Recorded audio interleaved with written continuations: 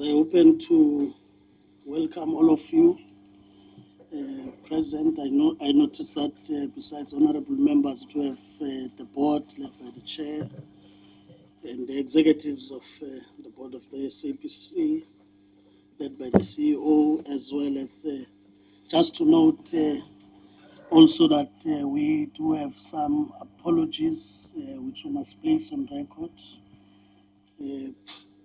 Firstly, from honorable members, Honorable Van Dam and Honorable Madisha would have tendered apologies. Honorable Mackenzie has joined us. He would have tendered an apology to join us later.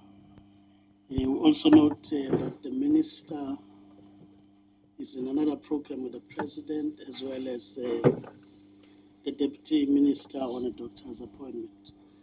But today's session, in the main, it's about the SABC briefing the committee on all the matters that we have listed, starting from the turnaround strategy, the status report on the implementation of recommendations emanating from the Public Protector report, the Auditor General report, as well as the SABC's own internal forensic report, and the ad hoc committee recommendations that were put forward.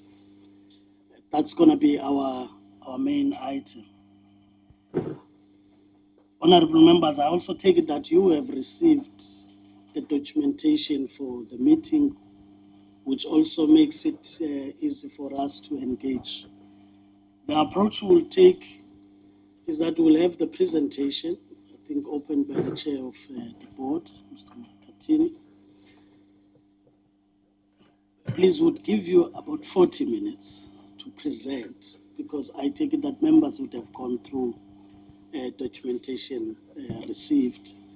We would want to create more space to have an engagement as the committee, so that by the time we finish the meeting, we have a sense of what we say to South Africans out there in terms of how far we are moving forward in turning SABC around. So in the main, that's what we'll look at. I do see that at least even those that attended the memorial service are all back now, because it's also important to acknowledge that we come from a tragic weekend where we lost a deputy minister, Deputy Minister Baveli Lehongwa, and therefore others would have started somewhere there. May your soul rest in peace. So with those opening remarks, and I'm sure from the board side, are you ready? Ready? Okay. So we'll hand over to the chair. We'll just use the opportunity of presenting to also acknowledge the people who've brought along. I know the delegations can be big, but let's just try and confine to those that are key, especially in responding to the issues that we'll deal with. So as you deal with your overview in particular. Thank you. Over to you, Chair of the Board. Thank you. Thank you, Honorable Chairperson, honorable members, SABC Board, DOC officials, and people from the media. Receive our greetings. We're going to, and let me start by introducing myself. I'm Bongo Musa Makatini, I'm the chairperson of the board. Next to me is the group CEO. Behind me, I've got three board members, Professor Cooper, Mr. Muhuba, and Ms. Muthian. Those are non-executive board members that are with us today. We had wanted to bring more females, but most of our females have got other engagements. That's why they're not here. On the side of the execs, the acting, the chief financial officer is on leave. So that's why you would see that maybe the delegation is dominated by Mel. And then we have the group exec HR and then a gentleman standing in for the CFO. So that's the delegation we have. We have a very diverse team, to be honest. When you look at our executives, we are meeting and exceeding our BE and employment equity targets. So that I just wanted to highlight for the honorable members to get a sense of it. What we're going to cover today, we're going to give you high-level understanding of the mandate of the SABC. And it's important for me to go back there because a lot of the decisions that we take are informed by what is our mandate. There are certain things that people may expect us to do, but that we won't do because they may compromise our ability to fulfill our mandate. We'll also talk to you at the high level about our turnaround plan. And when we get to the turnaround plan, I do want to make it clear to the honorable members that the turnaround plan is basically the heart of the business of the SABC. Therefore, we'll keep it at the high level. We won't go into details of our strategies. The reason for that is commercially sensitive. Once our competitors get to know what we're planning to do, because they are more flexible than us, they may implement those plans tomorrow. So as a result of that, I would want honorable members to understand our constraints that we have to present this information within. Then we'll take you through the preconditions, the auditorial interference report, and also we'll cover various reports that you may have seen or heard about. Maybe to start with the mandate, and I want to really go slow on this one. SABC is the only national broadcaster. You've got millions of South Africans, more than 30 million of South Africans that only depend on SABC. Without an SABC, the majority of our people will not have access to information, to educational information and entertainment programs. So as a result, we have to make sure that we remain firm and true to fulfilling our mandate, which is about really creating a platform where we can showcase attitudes, opinion, ideas, and values of our people. We are a custodian of the cultural heritage, which means all cultures must see themselves being represented and covered in a way, in the manner in which SABC does things.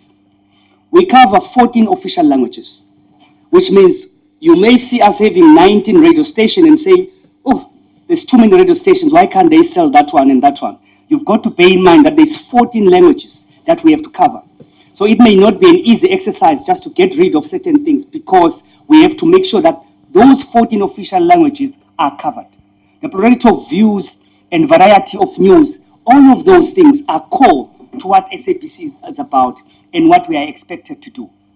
In the context of that, I also want to make it understood that this current board and the executives that we have are not responsible for maladministration, corruption, and bad things that happen at SABC.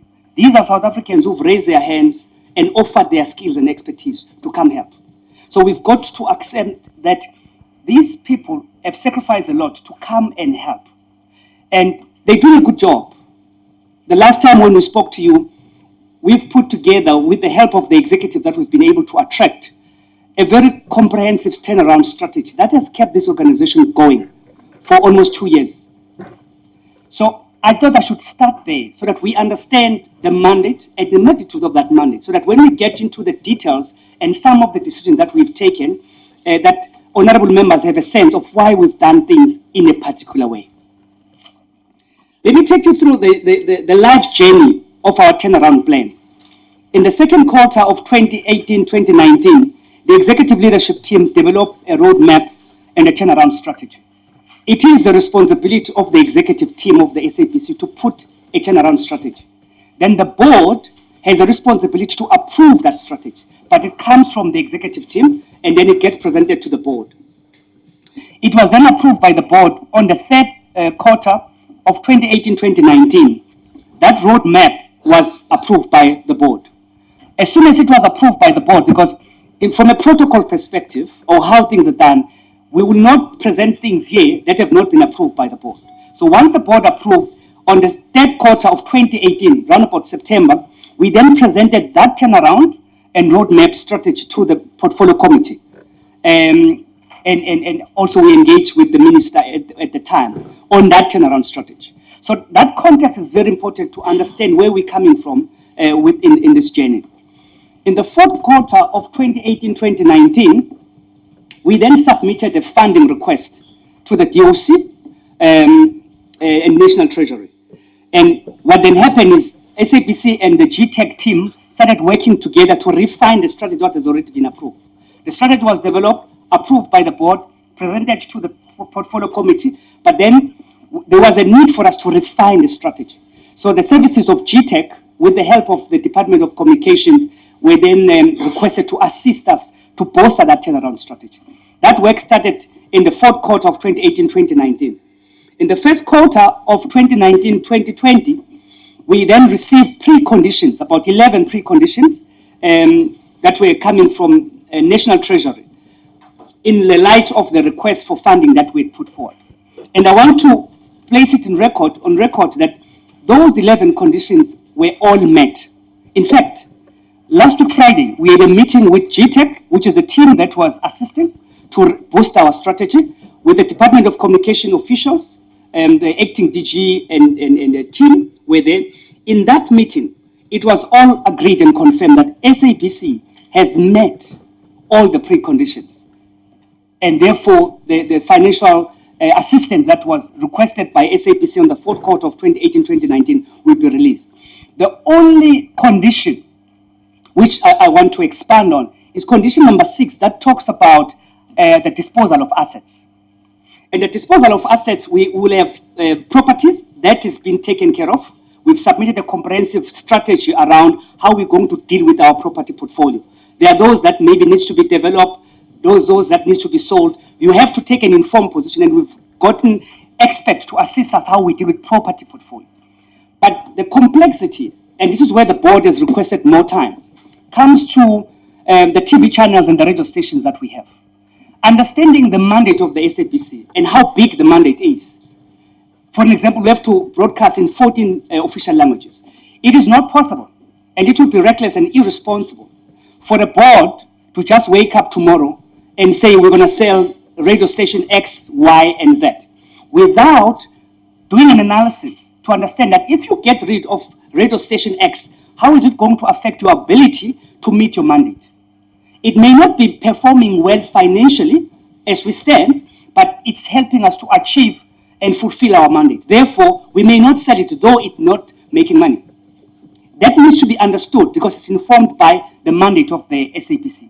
Therefore, the board has requested more time to analyze and evaluate these assets so that whenever we get to a point where we are comfortable that if we move this, how is it going to affect or impact on our ability to meet our mandate? That's one. But secondly, the turnaround strategy that we've put together has got a number of ideas how to bolster and to improve our revenue. There may be channels that are not performing today, but we have a plan to turn them around. So you can't, just because of where you are today, and just start selling things and privatizing things irresponsibly. We've got to be given time to implement our turnaround strategy, be able to turn around these assets, because some of them may not be performing today, but once we have the financial injection that we need, for an example, we haven't been able to advertise our platforms because we had to cut on advertising budget, for an example. If we were to advertise our assets, maybe more people will place their ads with us. So we've got to understand why that particular condition number 6, has not been met.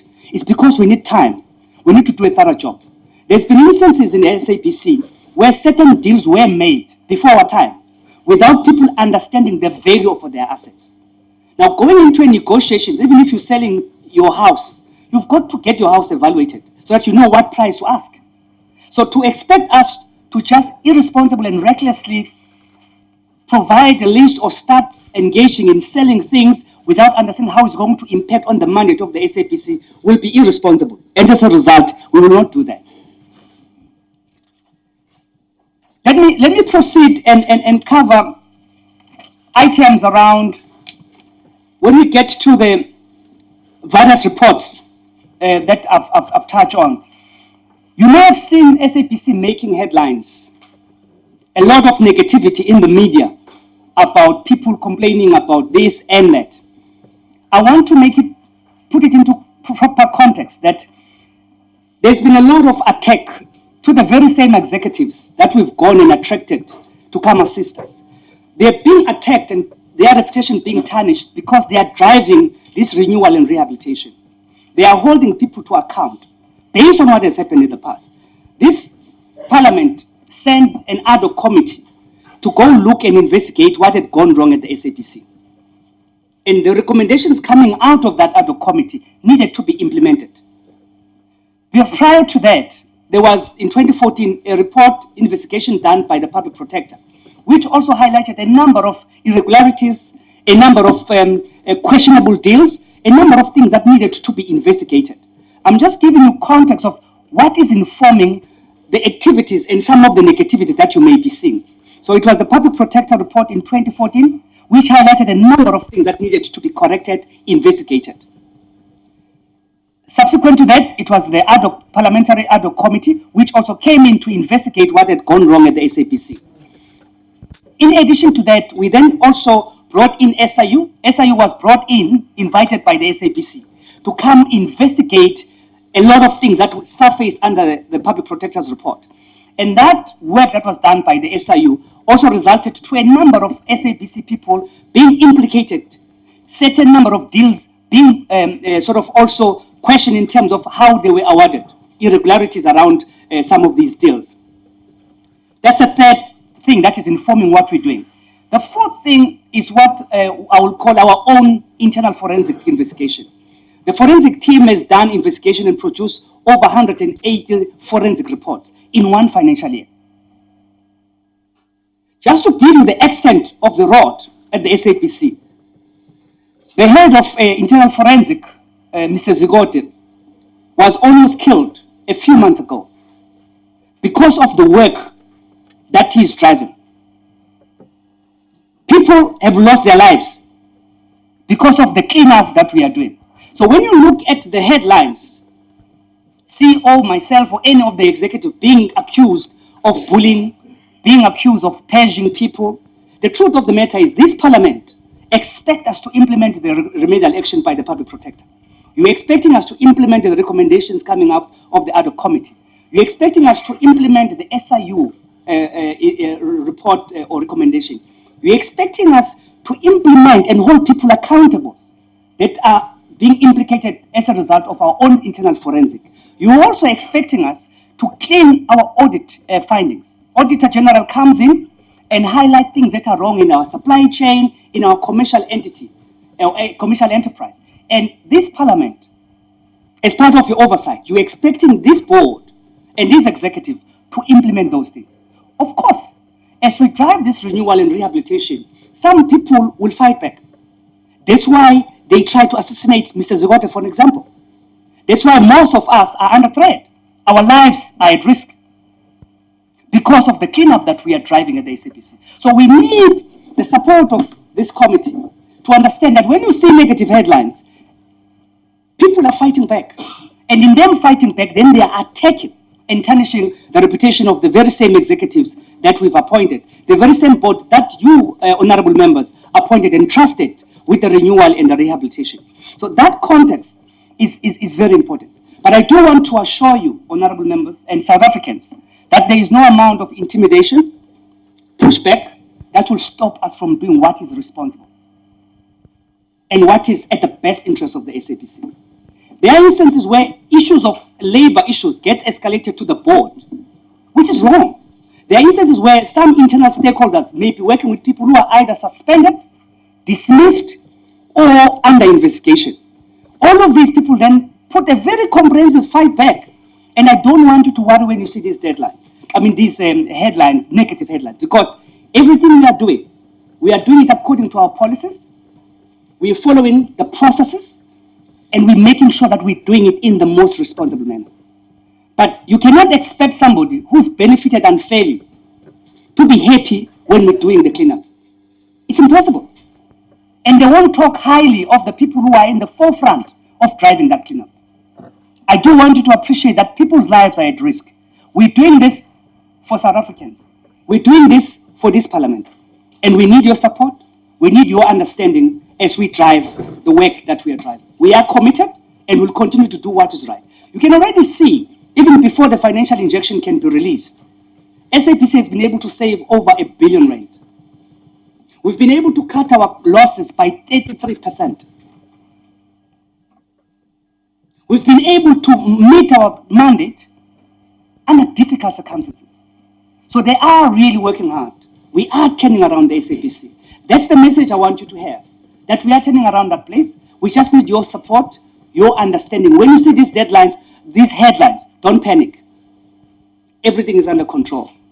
It's just that the rehabilitation and the renewal process is in full force, and we are driving consequence management. That's the right thing to do, and that's what we'll continue to do. I would want to hand over to the CEO to just give you the high-level flavor of our turnaround, and he won't go into details, colleagues, because it's commercially sensitive. Over to you, CEO.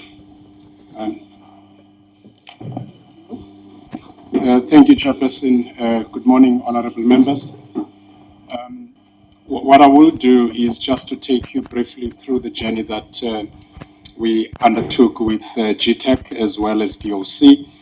You may recall that GTEC was roped in order for us to enhance and boost the strategy that we have.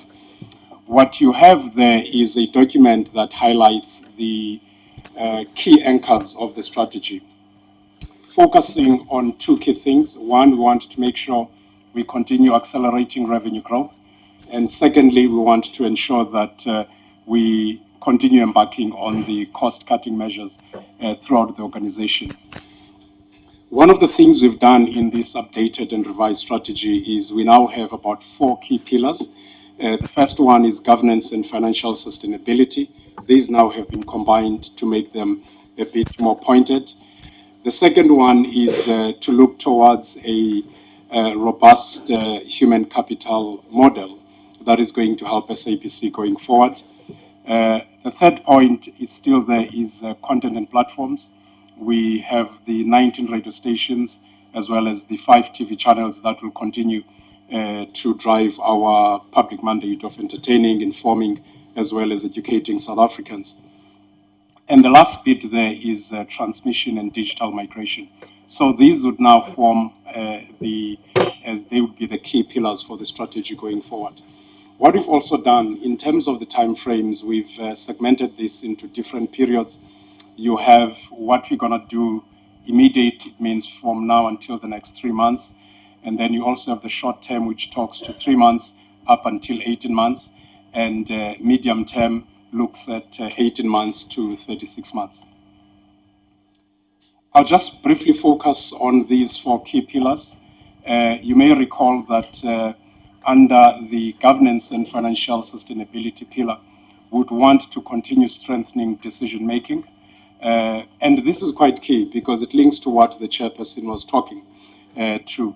We inherited an organization that experienced systematic collapse of processes, both financially as well as governance, and we are duty bound to ensure that we instill, whether you're looking at the public protector's recommendations or the ad hoc committee, the internal investigations that we've done, and only this past fiscal, we're actually confronted with about 186 cases.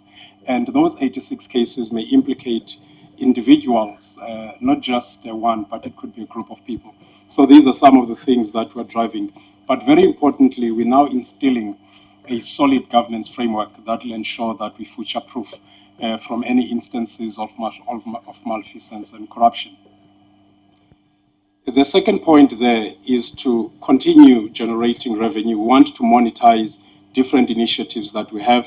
We've explained previously in this forum that the SABC, in terms of our revenue generation model, 84% of our revenue comes from advertising, 15% from TV licenses, and then we get a percentage from government that focuses on educational programs as well as on Channel Africa. So that pillar, in terms of financial sustainability, will continue driving revenue growth.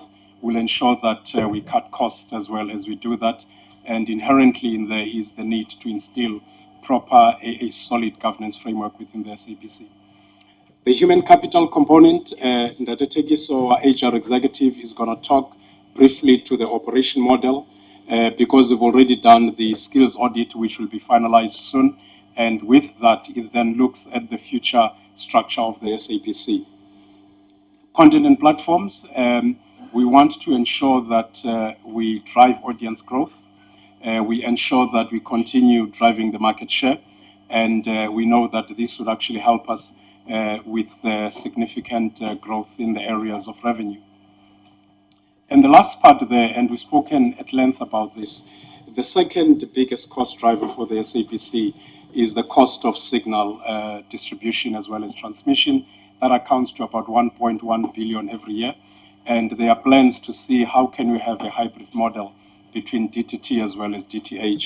And our acting COO is going to talk to those points. So, honorable members, these are the 4 pillars of the revised strategy that we've worked with GTEC, and it has been approved by the board. So this is the strategy that is going to guide the SABC going forward. Owing to the confidentiality and commercial sensitive information, what I would want to just highlight there is the fact that under governance, we're now busy ensuring that we're filling all the vacant positions, particularly the critical ones. We have close to about 227 acting positions in a staff complement of just over 5,500. So we're going to drive the need to ensure we capacitate the organization properly. We're addressing also the audit findings, ensuring also that we operationalize this turnaround plan to ensure that there's growth within the organization. One of the things that we've also looked into is to leverage the asset portfolio. We've looked from a property point of view at all of the properties in different parts of the country that we're not using, whether be it at Sea Point in Mpumalanga as well as Limpopo. We're looking at all of those properties, and there is a strategy to ensure that we dispose of those that are not in line with the future direction of the organization. The chairperson has also spoken to the media assets. We're going to do a proper evaluation of all the radio stations as well as the TV stations. Very importantly, the decisions that will guide the identification and potential disposal would have to bear in mind the considerations on the public mandate, because a station, for example, like XKFM that we have in the Northern Cape, we're spending from an expenditure point of view, it costs us just over 35 million, but revenue-wise, we get less than 3 million. Now, commercially, people may think it's not viable, but in terms of the public mandate to service the CLU and the queer community, that is quite critical. So those are some of the considerations that we'd look into. Then what I would want to do now is to ask our acting COO just to take us through the remaining slides before the executive for HR explains the HR model to us. Good morning, honorable members. Just under the governance and financial sustainability, there are 2 key areas that the SABC is going to focus on, which is commercial enterprises, which is our advertising, as well as TV license, the collection of TV license fees, because those are the major sources of revenue for the SABC. With commercial enterprises, as we have alluded earlier, I am not going to go into greater detail about each and every plan that we have. However, at the crux of our turnaround plans to improve and make sure that advertising revenue is increased, we're going to focus solely on our inventory. Inventory not only on our TV channels, but as well as our radio station. So what we are looking at here in terms of making sure that we get enough advertising revenue is to start selling our advertising space in a different manner, which means we don't do things as usual the same way we would have sold advertising space in the past. We are looking at selling to advertisers who would also have smaller clients that we have not been able to reach out to. For TV license collections, what is at the heart of our plans is really just to make sure that we have plans that can influence the payment of license fees. Currently, we're looking at only 2.2 million accounts out of 9.6 million accounts on our database that are fully paid. And just about 500,000 of those are part payers. These are people who would pay a monthly installment. However, what we have decided to do is that we're going to implement plans that will make sure that people find it a lot easier to pay TV licenses, but not only for their payments, but then they would also be able to engage with us to resolve their account queries. So majority of our plans are really focused on the customer themselves, what it is that they need, how it would make their lives a lot more easier. But we must also bear in mind that the collection of license fees goes together with the content that we put on our platforms. So it's very key. So whilst you are influencing people to pay their TV licenses or to make it easier for them to pay, you need content that also speaks to them, so that that influence of them believing in what they are paying for. So those two, they go hand in hand. The other initiative that the SABC will also focus on, whilst we're increasing our revenues, which is on advertising and license fee collections, we also need to maintain a culture of controlling our spending. So our costs will have to be kept at a bare minimum.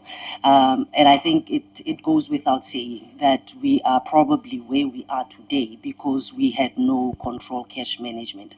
So that is what our group finances will be focusing on, is to make sure that we only spend what we should and what we can afford, and nothing beyond that, which also goes hand in hand with our audit, internal audit, forensic audit, who then check all the tenders that have been processed by the SABC to make sure that they followed the right process and that the costs that are incurred are actually what the SABC is supposed to incur.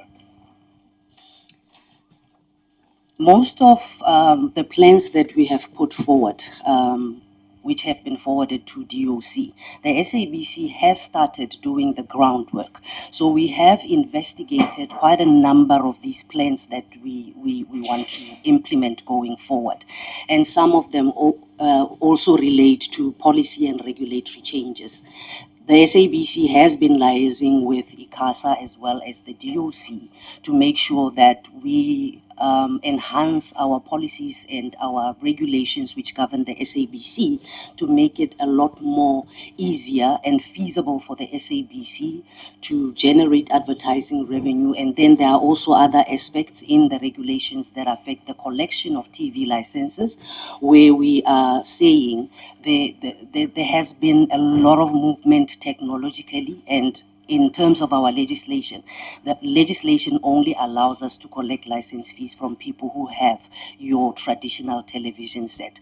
And some of those policy and regulatory matters that have been brought forward to the governance structures also have to do with the mass carry regulations. And like I said earlier on, I'm not going to go into every little detail. However, that what we are saying under this pillar is that we need legislation that's enabling. It enables the SABC not only to compete with other broadcasters out there, but it also makes it easier for us to deliver on all our mandates, obviously at minimum costs. I'm going to hand over to HR.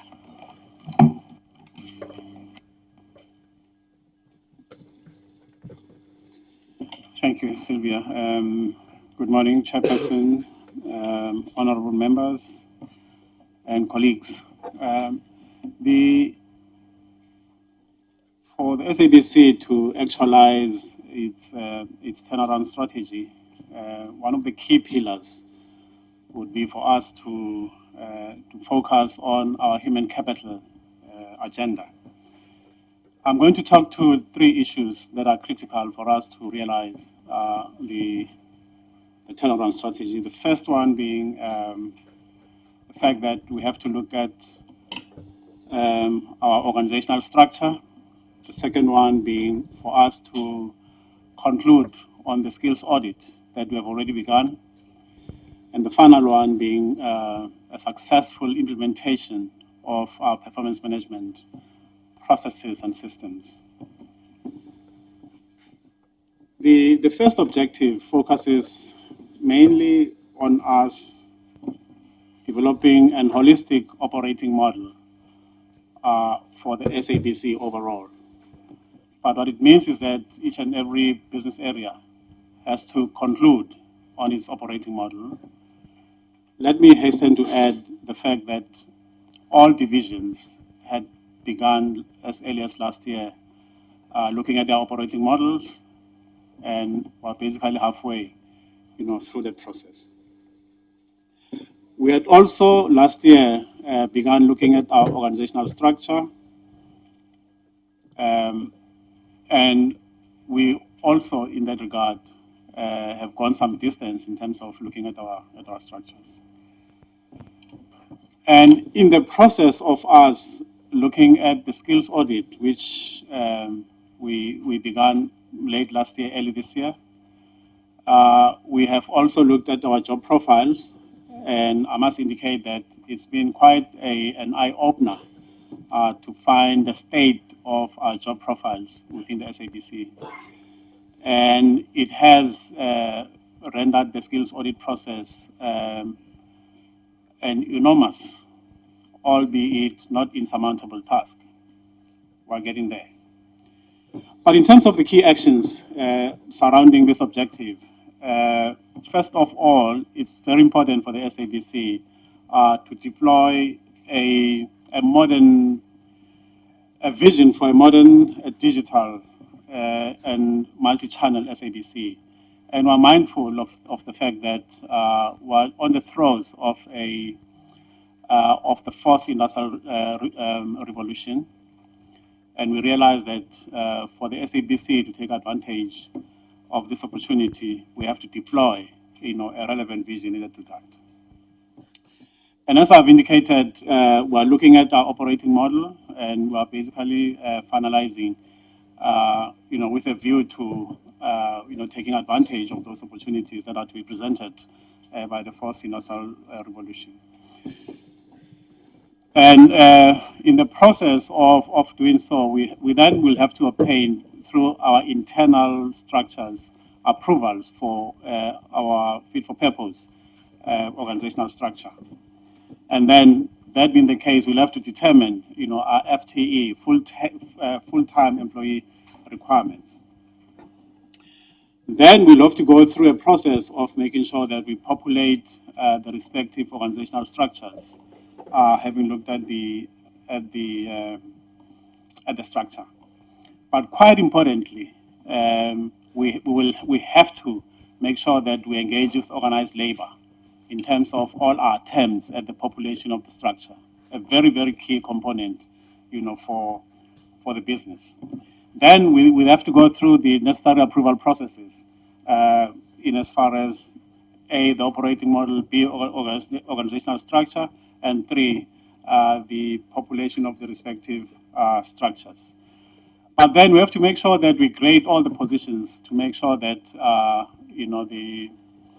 the respective job prices can be allocated vis-a-vis each and every job that has been evaluated.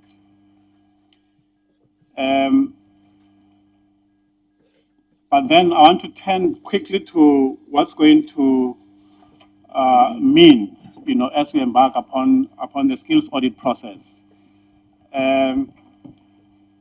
As I said earlier, we had begun the skills audit process. We've gone through a process of collating all information from the respective staff members, starting last year in June, where we submitted to the department the information the skills audit information pertaining to our senior managers.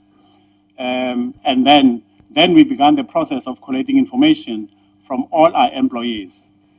And out of 3,083 employees of the SABC, and this is full-time employees and not freelancers, we were able to receive information from 2,870 employees. And this is information pertaining to their CVs, experiences, qualifications, and what have you. This essentially means that we received information from 93% of the organization. So we are ready to proceed in terms of the assessment of the skills that the SABC has currently, but that we're going to get assistance from an external service provider in terms of the assessment processes. But before we embark on the assessment, it is our undertaking to make sure that we we involve organized labor in terms of the approach we're going to follow in as far as the skills audit process is concerned. Once we've done that, then we're in a position to assess what the gap is between where we want to be as a SABC vis-a-vis where we are currently in as far as the skills of our employees are concerned. And then from there, we will be able to develop plans in terms of how we're going to bridge the gap between where we are and where we want to get to in terms of impacting on a number of training and development interventions for all our employees. And finally, one of the bugbears of the SABC, and it's been like this for the last 3-4 years or so, is our attempts at the implementation of a performance management system. And so we've been engaging with organized labor in terms of implementation. The two unions, majority unions, which is BEMAU and Communication Workers Union, have both declared disputes around the implementation by the SABC of performance management. BEMAU has actually referred their dispute to the CCMA. We are still awaiting, the notification from the CCMA in terms of how we're going to resolve the dispute. Communication Workers Union have declared a dispute, but they have not referred to the CCMA. So we've been engaging all along in our attempts to convince each other around the implementation. At the core of the dispute is the fact that organized labor are saying that the previous administration promised them that implementation of performance management would be conditional upon performance incentives being budgeted for. Our contention as management is quite simply that performance management is self-funding. The organization first makes money, and then we can deal with issues of incentives. And so, as I say, Chairperson, we are busy with the process of engagement with organized labor, but we are hopeful that in the not too distant future, we'll be able to implement performance management. Thank you, Chairperson. The other slides. Like that. Yes. Thank you, Chairperson. I'll just quickly go through the content and platforms pillar. And as I mentioned earlier on, our platforms on television as well as on radio. So the discussions that we are having is that in order for us to start buying content, we first need to understand our audiences.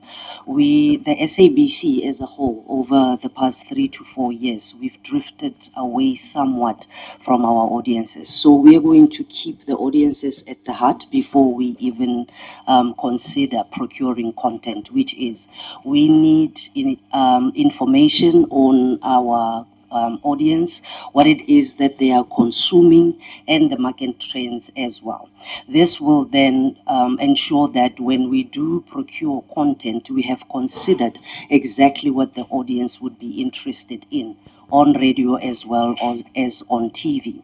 One of the challenges that we have been experiencing over time as well is the manner in which we procure our content.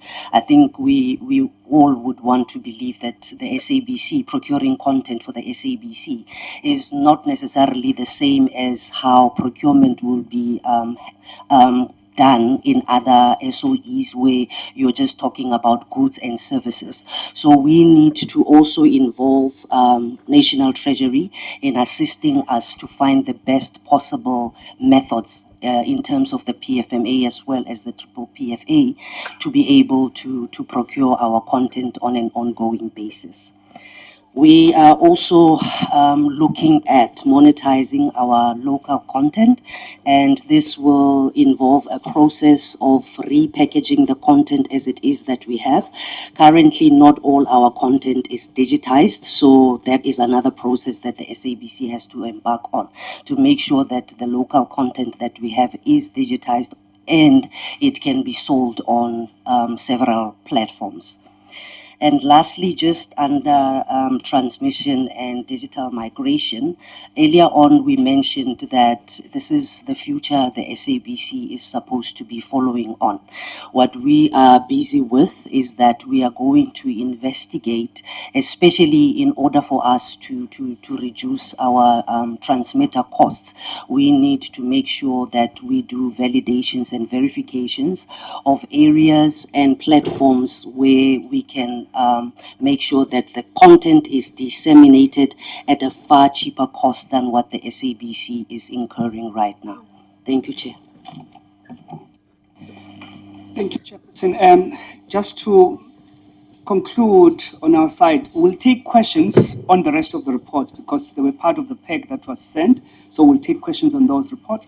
But it's important for us to also mention that in the last financial year, SABC got a disclaimer from an audit opinion. We've been able to move from a disclaimer to a qualified. That just shows and is the evidence of the hard work that the team has done under very trying and difficult circumstances. Over to you, Chairperson. Yeah, in the 5 minutes you have, I thought you'd highlight those reports just to complete your presentation. Yeah. You do that, Chairperson.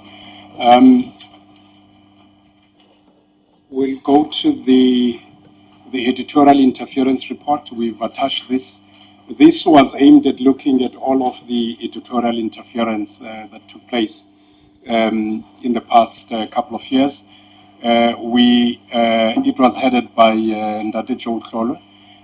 This helped us to look into the newsroom and all of the collapses in systems and editorial process that took place.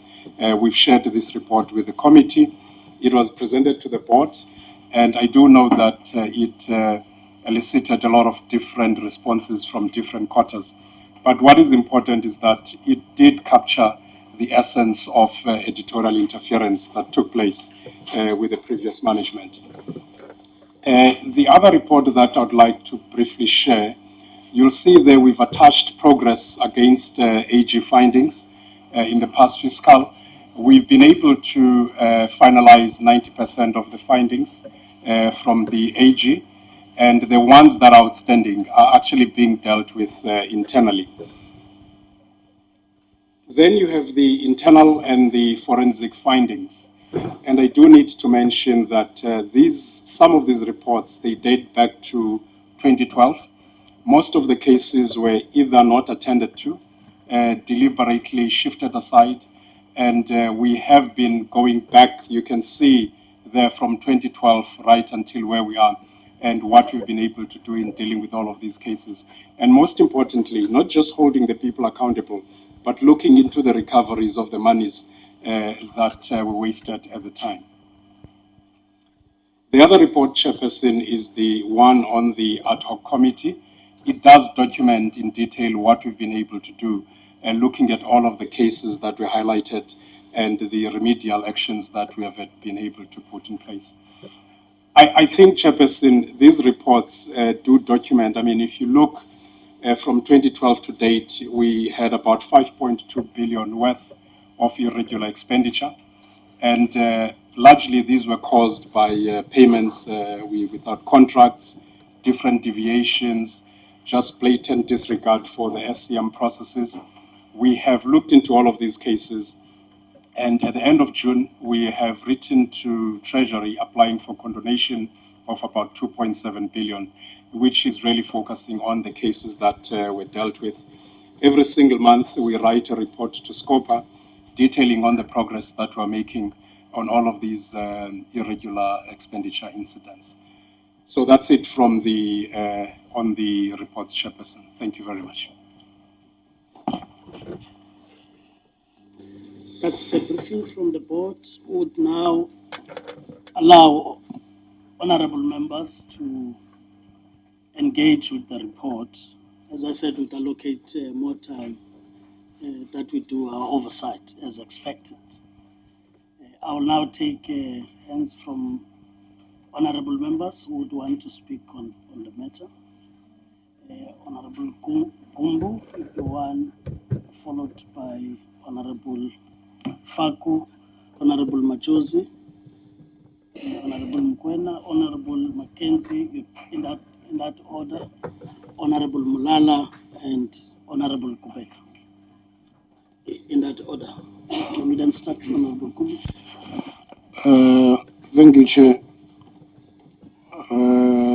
I heard the chairperson of the board talking about the meeting. Was it on Friday? The meeting on Friday about the issue of the preconditions and the funds to be released. I just want to check, because this is a burning issue. I just want to check as to when. Just want to get an indication as to when are the funds going to be released. Maybe the question of the date. Yeah. And secondly, when one was coming this side this morning, one was listening to one of the radio stations. I understand there were some interviews yesterday conducted by SABC on the issue of the coverage of the Rugby World Cup match. And one person was interviewed. I think it's the spokesperson of the SABC or not. I'm not sure. I'm not quite certain about that. But the indication out of that interview from the side of the SABC was that there's not going to be the coverage of that particular match. So I just want to find out as to how true is it. Thank you, Chair.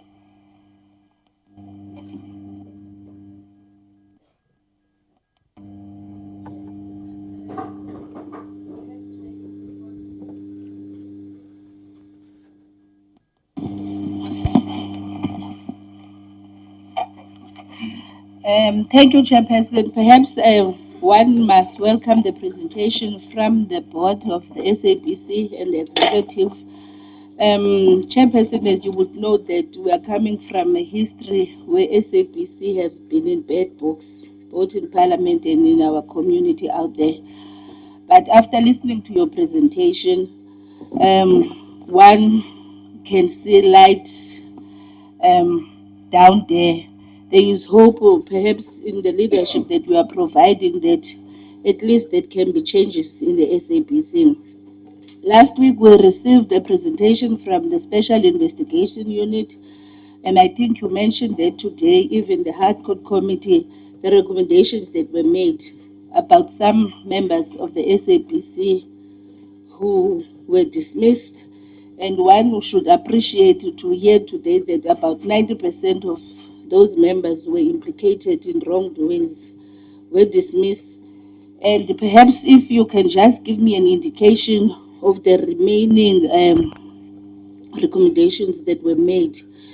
If you can just give us not too much detail, what is happening, where are we, because what we want is this committee to give a word out there to make sure that people, whoever or who are still thinking of doing wrong in that entity, they must be held into account. But also, Chair, I think I fully agree with the CEO when he says that in terms of the turnaround strategy, we don't have to divulge that information here. I think it's important that we give yourself space and the board to come up with this turnaround strategy. But perhaps at a later stage, we would want to have time frames. When are you going to achieve this and that and that? So I want to support the issue that you don't share the content of the turnaround strategy. On the issue of SABC requesting funds from National Treasurer, I hear that you have mentioned the precondition number 6, and we are saying that this condition was not met, and the chairperson has alluded to say that they are still, as the board and the executive, trying to evaluate assets that are there. What I want to understand, did Treasurer agree to that in the meeting that you had to say that we agreed that we can give you a bailout, maybe in tranches or everything that you have requested for? That is what I want to understand, Chairperson. Also, I think I like the turnaround plan that was presented by Sylvia, especially on number 3, the content and platforms. I think it's important that as SABC, for you to be able to generate revenue, you know your audience, so that whatever you are trying or in your turnaround strategy, you are able to attract that audience, so that you motivate people to be able to pay TV licenses. But the chairperson, there's a rumor out there on the issue that as SABC you want to increase TV licenses. Perhaps if you can take us, if you can take us into confidence to that, because I would want to motivate to say that you need to win over your audience that you are talking about before you will try to increase TV licenses.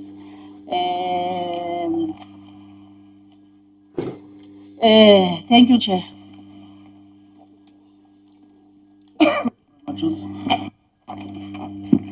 Thank you, Chairperson, honorable members.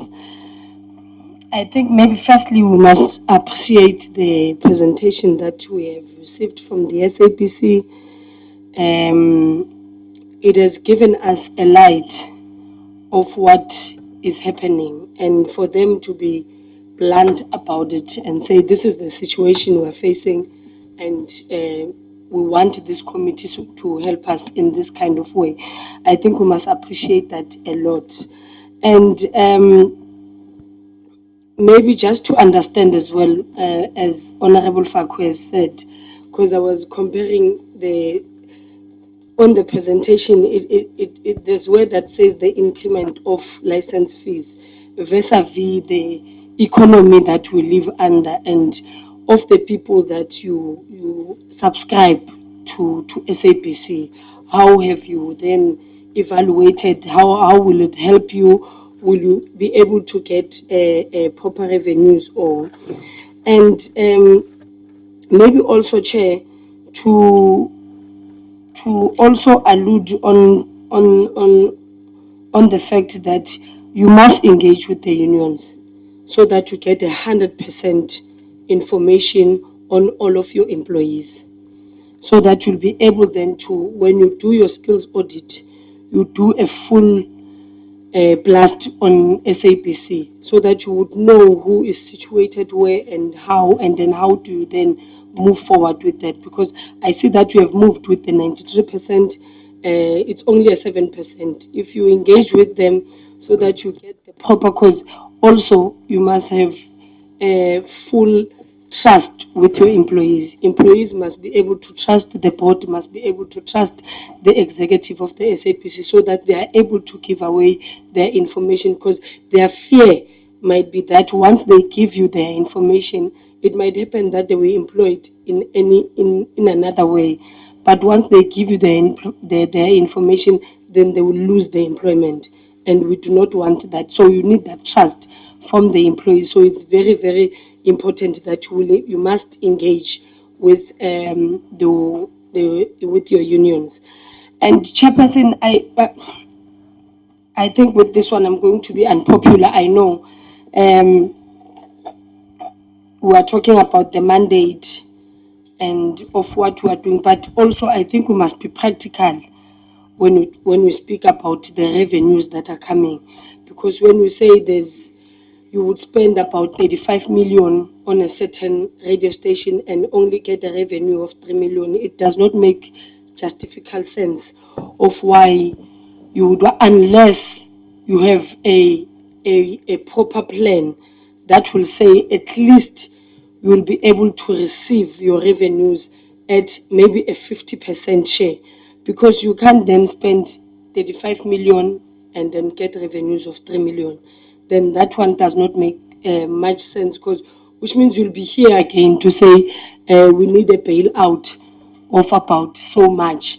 And we can't keep on bailing out SABC. SABC must be able to handle their governance, they must be able to handle their finances, and also to justification of the practicality of what is it that it's practical on this sense. Sometimes you don't let go of things because of you just want to let go. You let go of them because practicality tells you that this is not sustainable within the organization. Yeah, I think that is it, Chairperson. If there's anything more, then we'll come back. Thank you.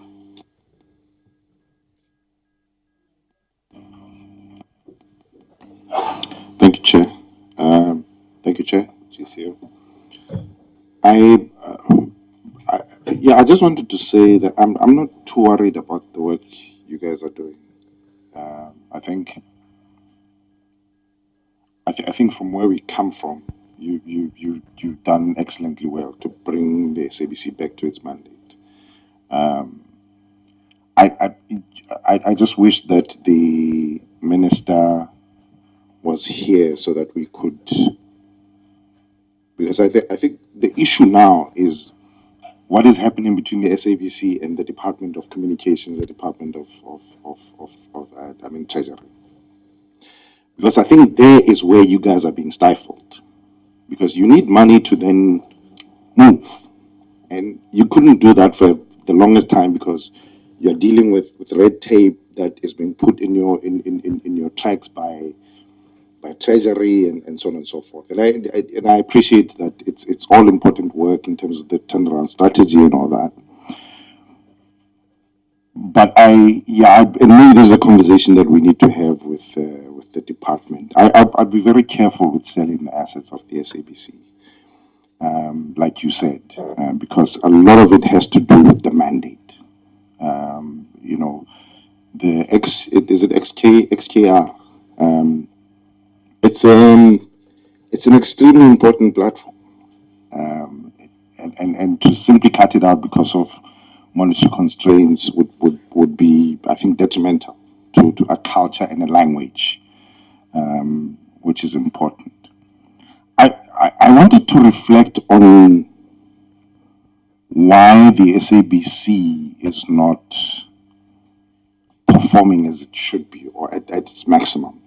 You know, there's an interesting study that was done by an independent company in the UK, where they found that technology has grown. There's a trajectory of technology from 1895 up until around 2001. So we've seen technology grow, but in 2001, technology literally spiked with the introduction of satellite technology, right? So the spiking of companies like Google, all of those that are satellite based, they grew in a dramatic fashion from around 2001. What then happened is that in the media space, all the entities that then grew in conjunction with that spike became dominant in the industry. And the ones that died are the ones that did not comply with the technological advances. So part of what is happening in the SABC now is the inability for us to be in tangent with that spike. And that is what is at the core of the SABC's failure right now. And this is something that we need to talk about, from a parliament perspective, Chairperson, because not migrating digitally is a huge impediment for the SABC. The SABC is not dominant in the market. It hasn't taken over its audience. It's now, and the argument is this, that the SABC in its current state is broadcasting terrestrially, right? Whereas the world has gone satellite. And it's a lot easier to access from satellite. But in order for the SABC to broadcast satellite, it then has to go through another platform which is owned by competition. And there's something wrong about that. And you will get stifled any way you look at it, right? So we need to migrate digitally so that you are then able to expand your assets. You need more assets. You must not reduce. You need more assets so that you reach more people. You could be reaching Limpopo, you could be reaching Venda there, you could be reaching Mthatha. These are places that don't have, you could be reaching them through their language, through their culture and all of that, if only you had the technology. And if you had the technology, you'll be able to bring back the audience that you need and dominate the market, and you wouldn't have these money problems that you're having. And this is at the heart of what is happening at the SABC. We'll reflect more on those things, Chair. But I just thought maybe it's something that we need to. So I was a bit saddened that in your presentation, digital migration just took like 1 minute. And I understand you've got issues that you're dealing with in terms of reports and so on and so forth. But I think we need to put now more emphasis in what is the way forward. And the way forward, and we have to fast track, is that issue of digital migration. I'll end there. Thanks. Mackenzie? Thank you, Chair, and thank you to the SABC Board. My first opportunity to engage with you, and a very impressive presentation. Just a general remark. I think we're very pleased with the work the SABC has done so far under the direction of the new board, and in very trying circumstances. And I think the fact that the recommendations of the SABC inquiry have largely been implemented is certainly in your favour. And 90% of the AG findings resolved by management is definitely praiseworthy. So I'd like to say well done there. I had the good fortune to become acquainted with Dr. Zituma Mahapi, who used to be CEO of Centec and then moved to CETA. And in his move to CETA, I watched before my eyes as this young, vibrant man aged overnight because of the stresses of running that organization, the corruption that was endemic, the vested interests, the things he and the board had to deal with as they tried to fix that up. And as you know, Dr. Mahapi is now working in the private sector, and good for him, because his life was threatened and the life of his executives was threatened. They were under constant fear for their lives. And I hear you say that, Chairperson, and that concerns me. Are appropriate steps and risk assessments being done to protect the executives who are involved in the turnaround plan of the SABC? Is enough being done to take care of your personal safety and that of your families? Then, in terms of your staff retrenchment process that was halted until the finalization of the skills audit, I understand. Are you then waiting for that 7% to be completed, the outstanding 7%, and before you embark on your full audit? And once that's done, what sort of timeline do you have in mind? When can we expect to see the SABC taking a serious look at your headcount and how that can be reduced if necessary? So just give me a timeline on that, please. And then I saw vast realms of documentation. We've got half of Mondi's plantations here on the floor. Huge names and actions taken and litigation. Can you just give me an indication how many staff members have been subject to disciplinary action, say, in the last 12 months? If you can just give me a number on that. And I understand a proposal for increased TV license fees was sent through to the Minister. Can you give us an idea of what the increase is that you're looking for in a TV license fee? And how does the increase that you've asked for impact on the poor collection rate? I'm assuming the collection rate is still poor and you haven't worked some magic in that area at the moment. And ideally, I look at your revenue mix and I am confirmed by my colleague, 84% comes from licenses. Is that correct? And 15% from advertising revenue. I don't need to tell you that that's not sustainable. Clearly that your ad revenue needs to pick up quite well. Was that incorrect? Or was that correct? Is that correct? 85%? Oh, other way around. Thank you. I withdraw that question. Thank you very much. Misty in the house.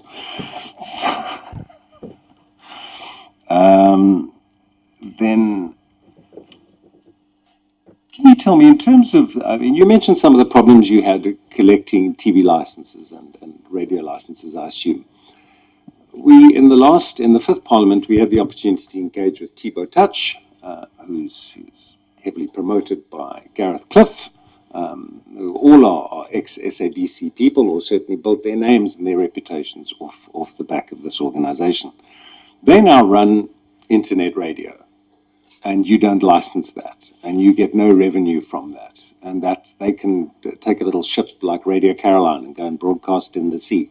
And do you have any plans or intentions? How can you control that? Or alternatively, if that's a threat to your organization, and to build on what my colleague was saying, if internet radio and 4IR are a threat to your organization, what steps are you taking to get involved in that? Because clearly internet radio would then be the next step for the SABC to move into, if you're going to compete at that level. Then just in terms of content, again, I've got a lot of confusion around sporting rights in the SABC. Can you just give me a picture where we are in terms of sporting rights? What sporting rights do you have, exclusively or non-exclusively, and what steps are being taken to amp that up? Us South Africans love our sports, and that's the fastest way to keep our people glued to their screens. Then, surprisingly, I find myself in agreement with the EFF about the sale of assets. And usually quite big on getting rid of non-performing assets, especially when I'm concerned with property. I don't think there's a person in this country that will say the property market in South Africa is currently in a good state. So if you did dispose of properties at this stage, you would be selling into a very poor market, and you would get probably far less than you could realize. Do you have a view on that? And a distressed sale or a fire sale is always going to get you far less than you could have got otherwise. And then can you just give me, the report mentions that the matter regarding SSA activity at the SABC has been resolved. Can you give us a little bit more details into that? State security, I presume. That's me done. Thank you, Chairperson.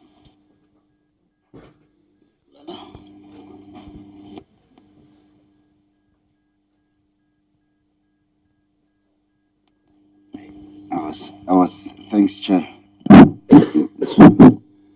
Yeah, thanks, Chairperson.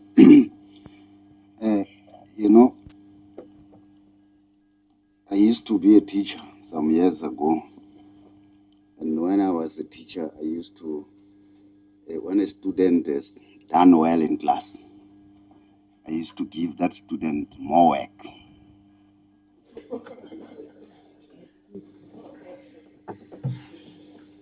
So as much as I agree with my colleagues here that congratulations, you have done well, but where I'm sitting, I think you must be given more work so that you work even more harder. Because the environment that you are working under is quite complex. And you need men and women of big heart, not the faint-hearted. You need to be strong so that you can cross this river. But I must also join my colleagues that I think you have done well so far. And where credit is due, it must be given Dr. Makatini. Where credit is due must be given. However, my colleagues have covered me on some of the things I wanted to raise, but there's a few.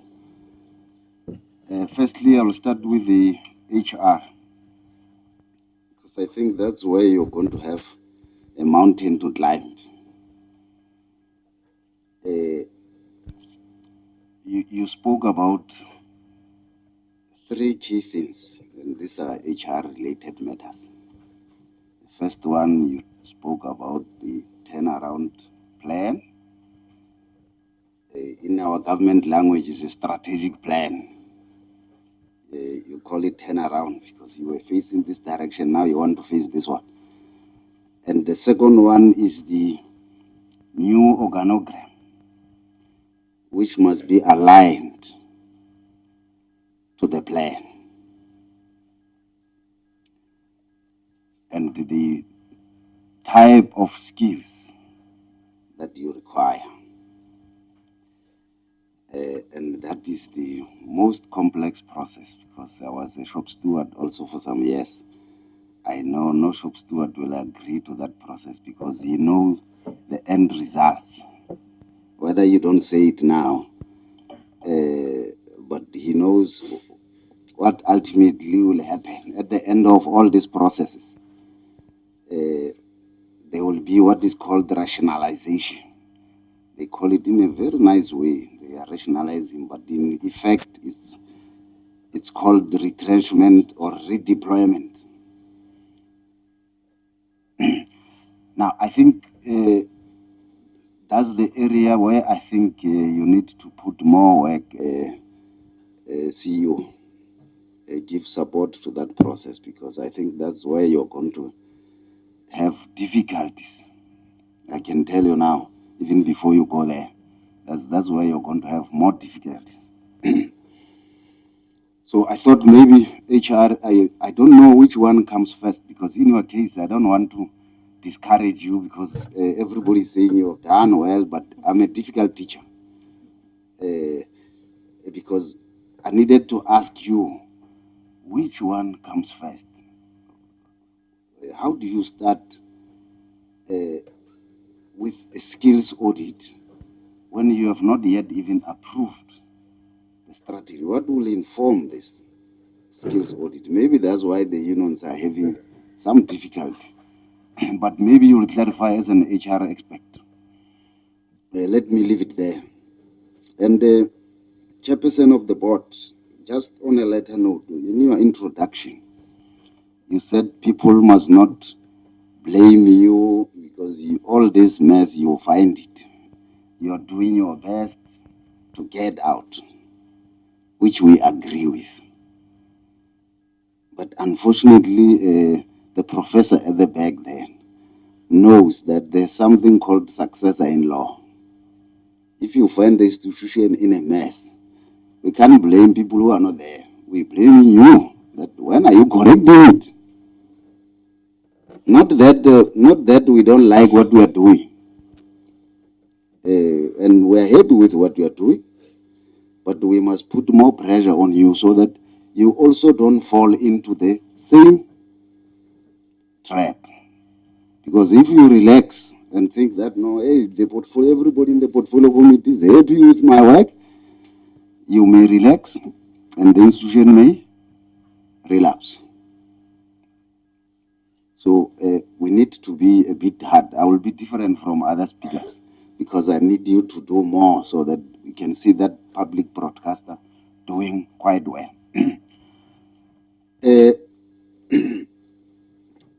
I think the issue of increased TV license, I'm joining my colleagues. I don't think it's time to increase license. If you are doing that for now, I think maybe consider other options. There may be other options where you can raise money, but I don't really think with the current unemployment in the country, the current economic situation, really, and you are actually spitting on the very poor. But there's one area where there's a bit of confusion. On this side, we are saying, yes, the economy, people are unemployed, it's fine. We accept statistics. South Africa says that, and we agree with that. But very interestingly, with other channels, people are paying quite more money. It's very interesting. Even if you go to this low-cost housing, chairperson, you'll find all these expensive channels, they are there. Now, that's why I agree with my colleague that maybe if you improve and know your audience better, you are able to communicate with them better. I think people will pay the license even much more. And then at that level, you can then consider now that people are back with you, is it not wise to also go with the petrol price? Because I can see you're going to say petrol is high, so even SABC must increase the licenses. But I joined my colleagues on that one. The other area that I wanted to ask you, the role of community radio stations and their relationship with the public broadcaster. Because in villages where we come from, these community radio stations plays a very, very, very important role. People who can afford all these big networks, they rely on the community radio. And one area that I have noticed, majority of this middle-aged population to the elder are the real constituency of radio. You don't seem to be attracting a lot of young people on radio, which is an area that I also think you need to look at. Because some of us are from villages. If we are there in the old villages, normally you'll find an old man listening to a radio, even if there's a television at home. You'll find him under a tree listening to the radio,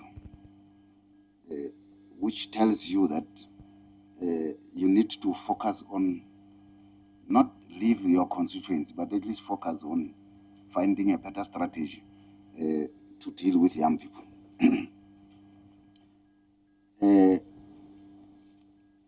And there's something also that I wanted my sister, sorry, I forgot the name. My sister was talking about the policy and regulatory framework, but she was not saying exactly what is it that needs to be changed that is impeding, in your view. Because if you just throw it, you see, that's why I said I'm an old teacher. You can have a very good presentation,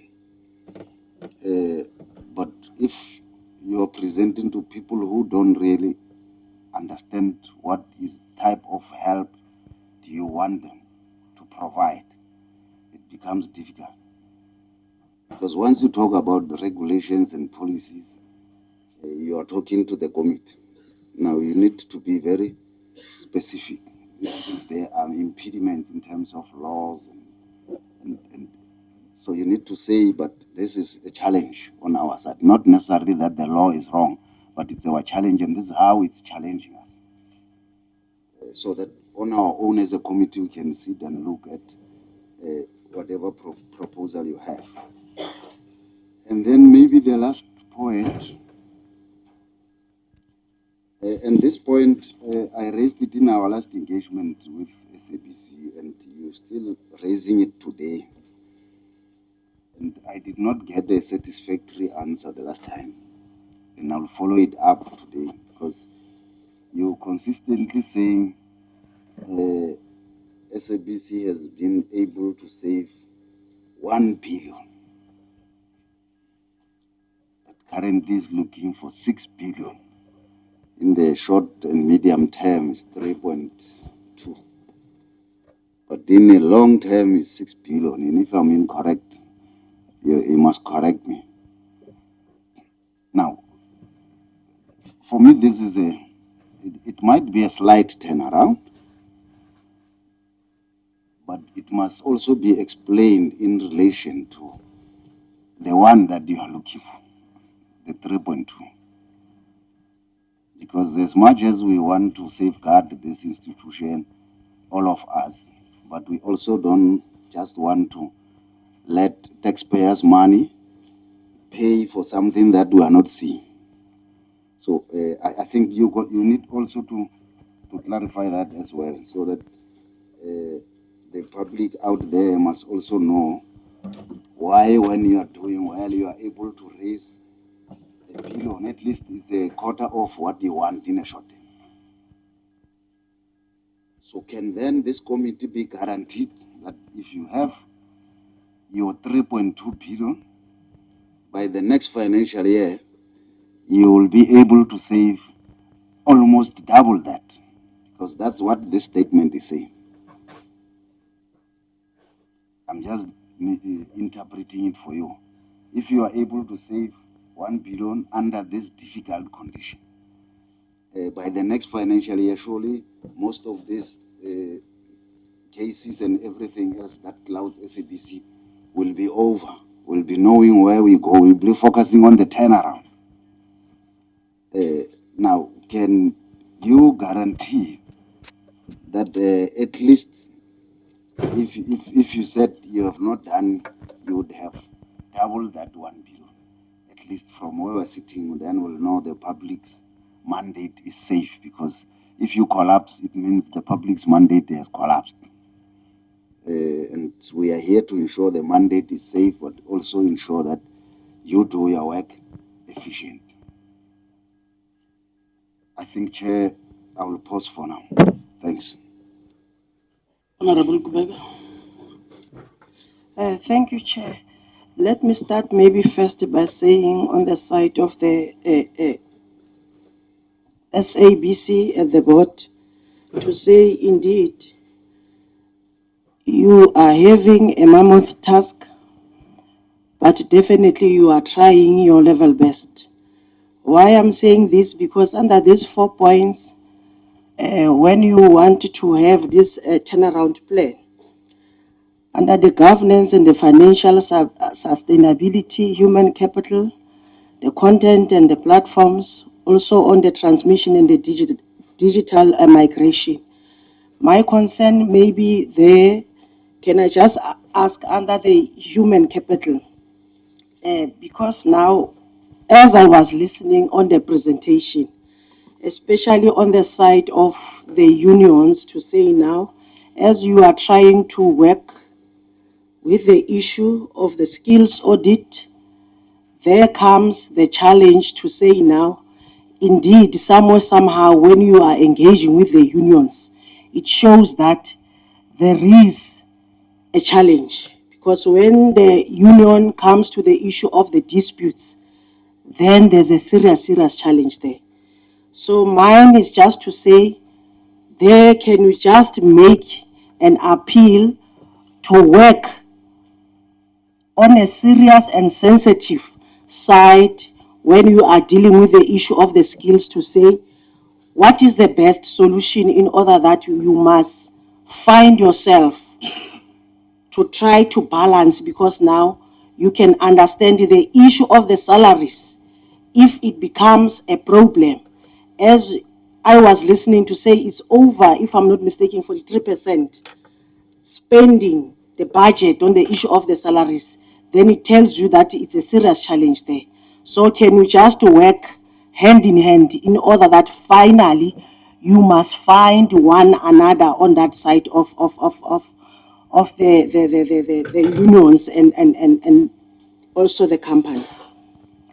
And also I would like to say, on the side of the recommendations, where there was the public protector, the AG report findings, and also the internal audit and the forensic, and the ad hoc committee, I would like to say, I also somehow to say I'm convinced, because under the ad hoc committee, all the recommendations, I can see that 14 of them were resolved, and then 2 is still in an ongoing process in other way around.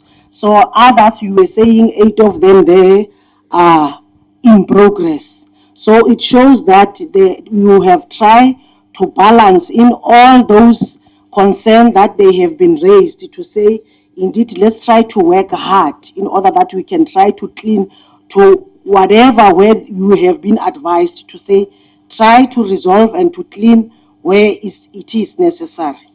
But now what I would like to know on the side of the the report of Ntate Tolwe. I'm still asking because now I said even when I was reading, somehow it seems as if there is some loopholes in that report as it has been tabled to you. So I want to know, to say, is there a possibility maybe to clarify on those concerns that we find that most of other things, it seems as if it was a challenge, not the people who are affected there not want to accept, to say indeed there is those challenges that they have done there. So I want to know that the SABC is accepting that report just as it is, because now it was the investigation who have been referred to somebody in order that he must deal with those things that he was supposed to do with it. So on the other hand, I wanted to say the issue of the bloated staff. If we can manage to say people who deserve to be there according to their work or their qualifications, it's still much more better to see to these other ones. How best can you reskill those people in order that they can manage to be on the side of their work to be saved? So let me pause there. Lastly, I'm convinced because I even hear that you were saying last week you were having the meeting with the GeoTech and the department. And it seems as if all of you are positively to say on those pre-recommendations, most of them you have managed to achieve. It's only one that we are talking about, that one of number 6. But now I wanted to understand, because now we were saying before we can release whatever, you need to do this and this and that. So most, as you are saying, you have managed. Is it just like that to say all of you were fully agreed there in the meeting to say now you are going in the right direction? It's only that one thing that disturbs in order that you are managed to get the 100% that you were expecting to get it. Thank you. Maybe before we allow you to respond, Chair, you said we should not panic. So I just want to make sure that there will be no reason to panic tomorrow. Just for you to give us some assurances on other issues. Because one of the things is that if you hear that an acting COO is resigning, and then there's an outcry that, look, this digital migration issue may be affected and all that, I think what you need is an assurance that the program is not affected and that you are still able to move forward. Second issue relates to the point raised by Honorable Mulala on what comes first. On one hand, you are doing skills audit, which may have an implication for people, but on one hand, you are filling in vacancies. Whether that would not mean going back again to a process of checking people whether they are still needed by the organization or not. And I know from the labor side, it then says if you feel now possibilities of upward mobility are also affected for those that may be skilled, I'm saying internally. So I think you need to clarify that point so that it's not like we are sending contradicting messages that on one hand you're doing this, but you are faced with these challenges that you need to deal with. Just on the part of the license fees increases, I think in responding to that question, I think the one about debt management part of it, how it will affect, has been raised by Honorable McKenzie.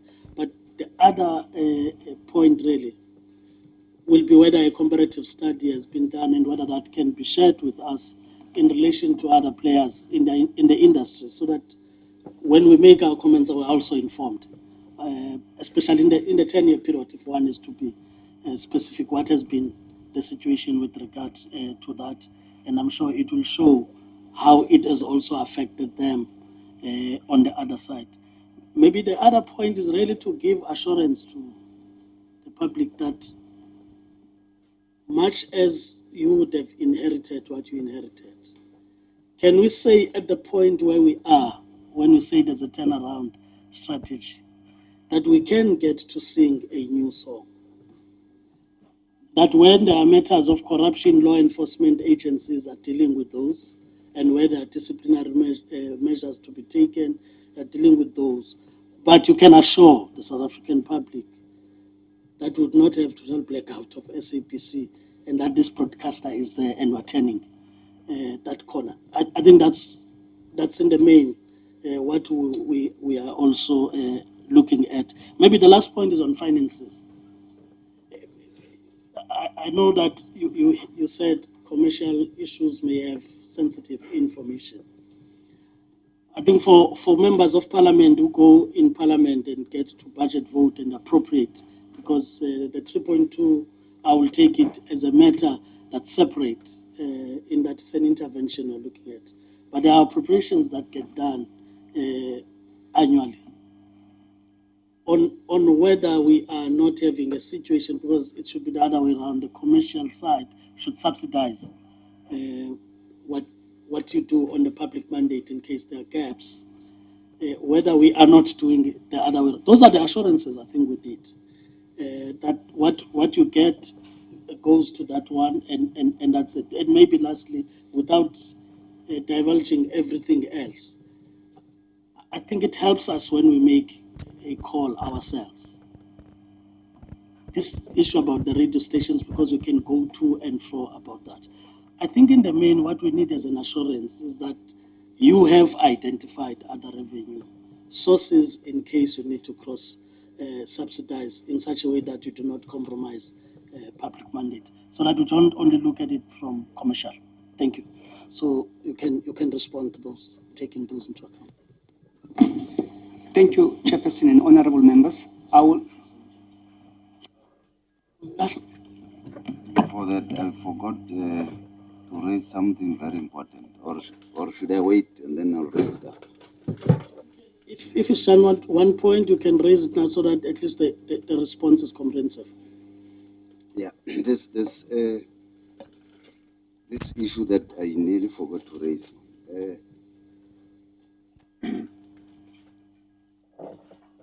Maybe let me not raise it now.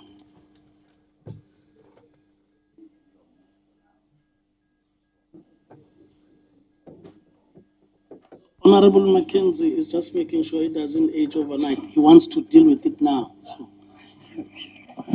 Yes, thank you, Chair. You know the memory, it goes a bit, eh? So just my question on sporting rights and content, if you can just add specifically the Rugby World Cup to that. Just give us an indication of what your intentions are regarding the broadcasting of that. Thank you, Chair. Thank you for allowing.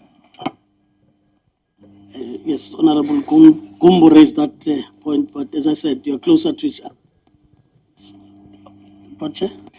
Thank you, Honorable Chairperson and honorable members.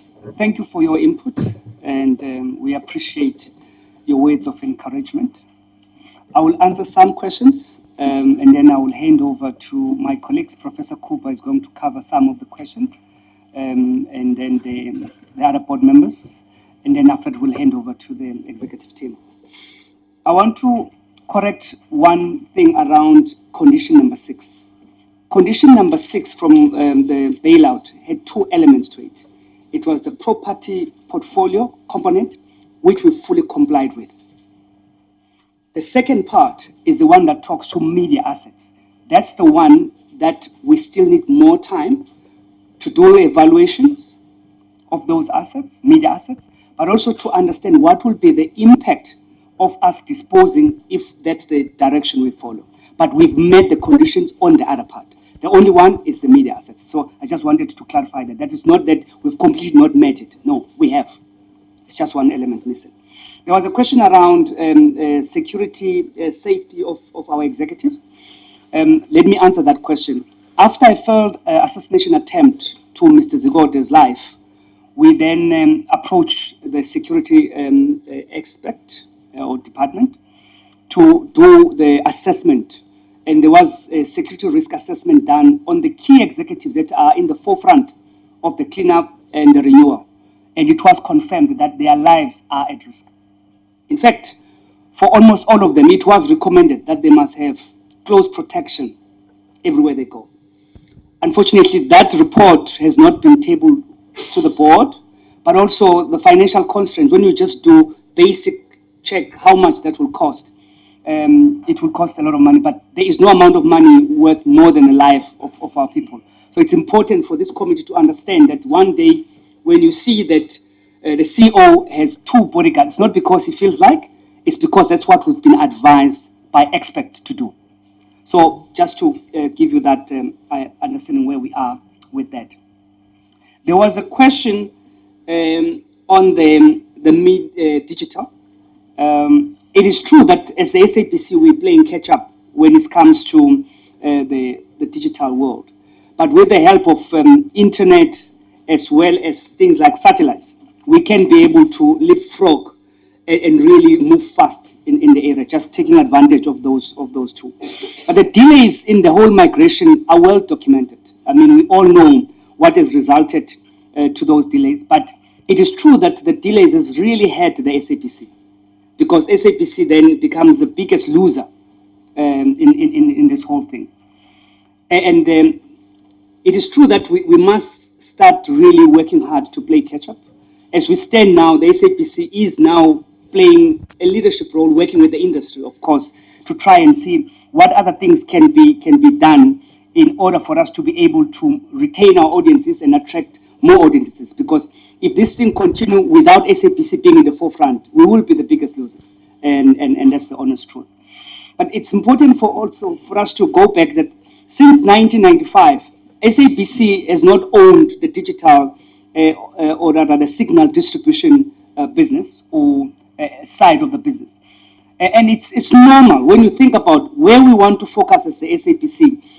Our focus really is more on the content, and we are a content and the media company. And really for us then to be owning Centec, it may introduce other problems. But working with other industry players, we are confident that we will be able to contribute and play our part as the SABC. But also we need to look beyond some of these already established things, as maybe worrying ourselves who owns what platform. As long as we can find other cheaper and efficient ways to drive this migration agenda and be able to meet the demands and our mandate, as the SABC, we are prepared, to do that. You would have seen that we've developed an app just before the elections, where you can now access all our radio stations, regardless of where you are. And that app is actually doing very well. It's a first attempt, just to show that we have the capabilities to really do what is required. So we are aware, and we realize how important for us to drive this migration thing, because can you imagine if we get out of the spectrum? That spectrum can do a lot to unlock economic opportunities for the country. So SABC sitting with that spectrum is delaying an economic development that could really springboard this country to other elements. So we're working on it, and what we've done, we've actually established a dedicated board committee to look into this thing because of how important digital technology is in the future of the SABC and in the broadcasting space in general. So I just wanted to answer those 3 questions, and then I want to hand over to my colleagues, and then after that the executives will take over and answer the questions.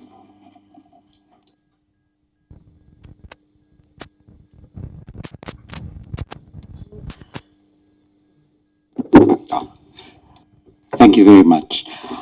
I want to acknowledge that the comments made about the larger picture and the issues that confront not only the SABC but our country are quite a complex set of issues. by way of analogy on the technology advancement.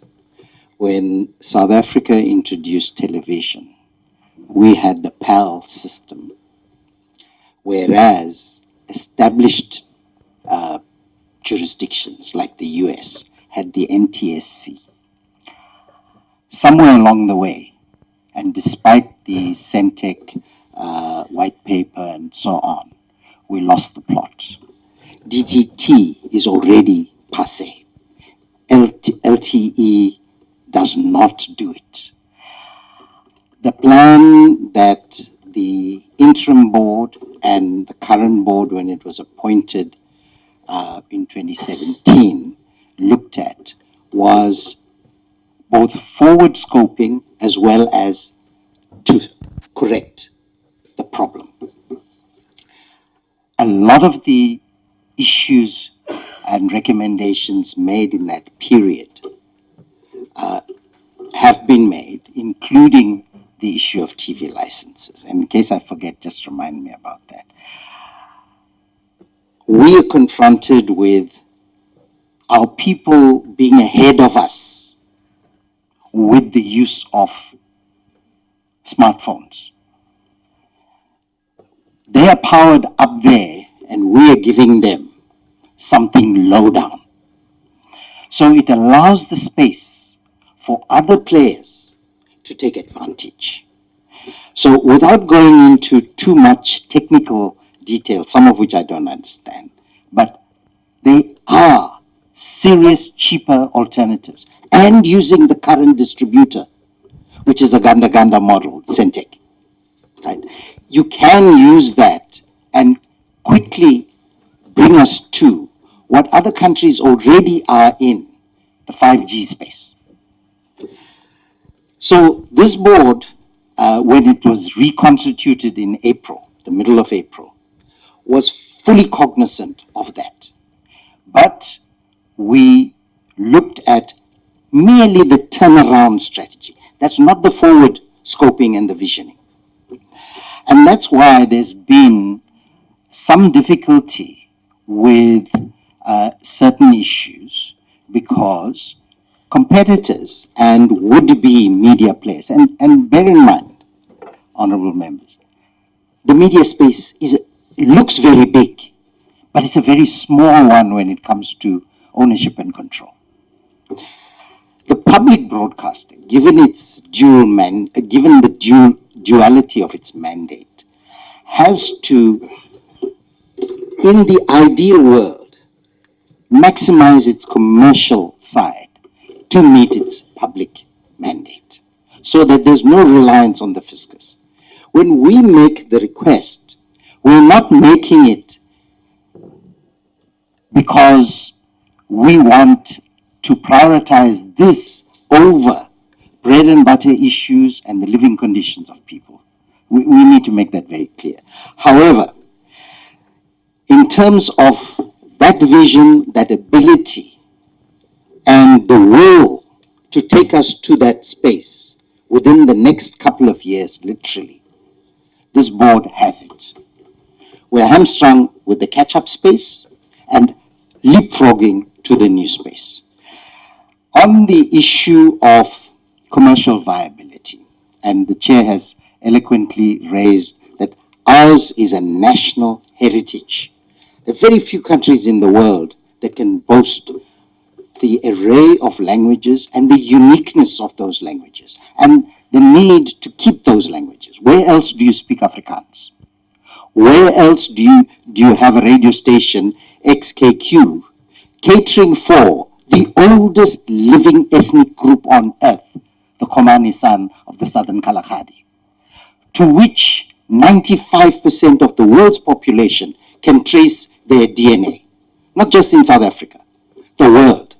So if we lose that because you're only getting 10% revenue versus you are actually allowing civilization, humanity as we know it, to die.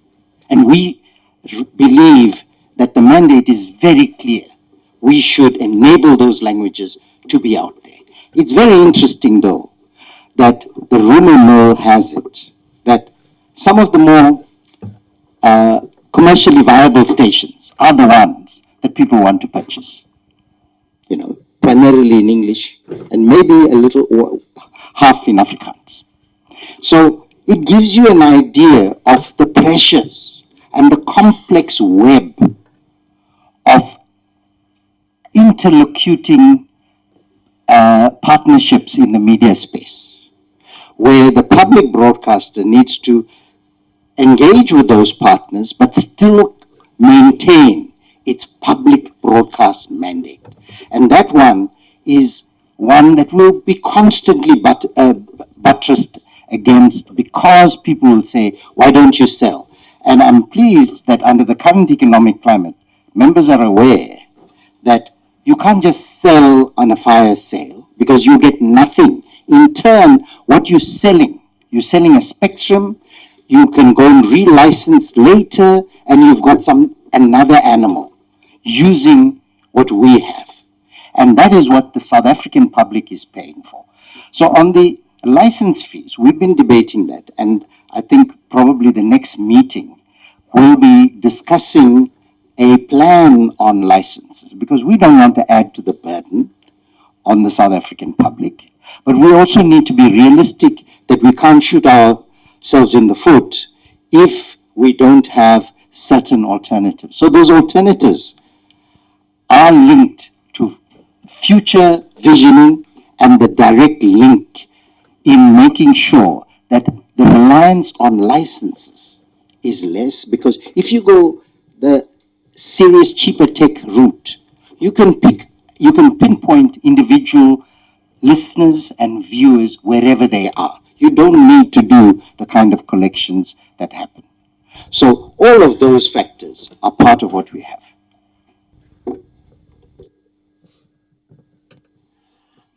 Thanks, Chair. The last concern that came from you, Chair, and I want to make an assurance to you that you should not really panic. A former member of this committee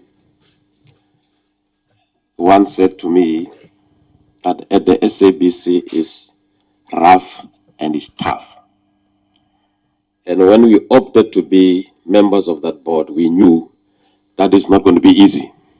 It's going to be rough and tough. And even when there was pressure, when other members of the board bowed out, we decided that we have got a national duty to be there, though we know that it's going to be rough and tough, and we're still there.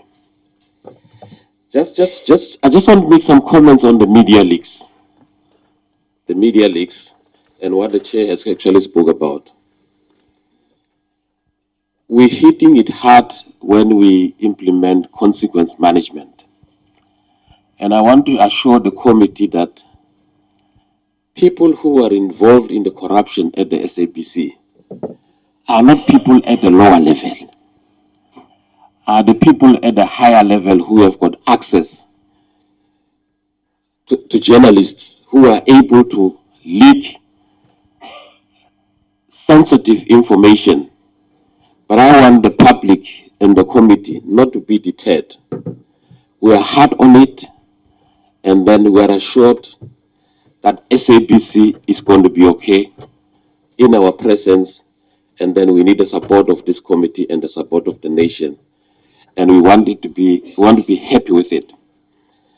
I think Honorable Gubeka was speaking about the bloated staff, and I like what she was recommending, and I think it's a progressive move in terms of reskilling the staff. There are people who have been at the SABC for a very long time, and instead of maybe retrenching, you can actually redeploy them, reskill them to make use of them at other positions. But what I want to say is, we're there. You don't have to panic. We will not resign unless you guys remove us through a process. Thank you.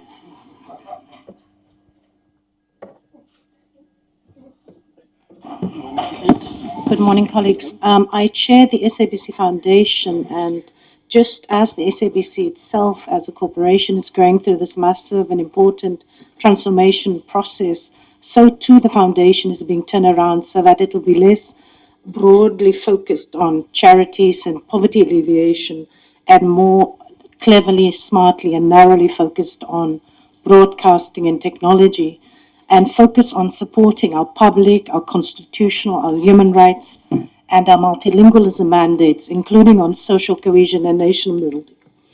Given the current challenges of violence in our communities in general, due to criminality, and gender-based violence against women, children, and LGBTQI people in particular, these are the critical areas the Foundation wishes to contribute towards healing our nation.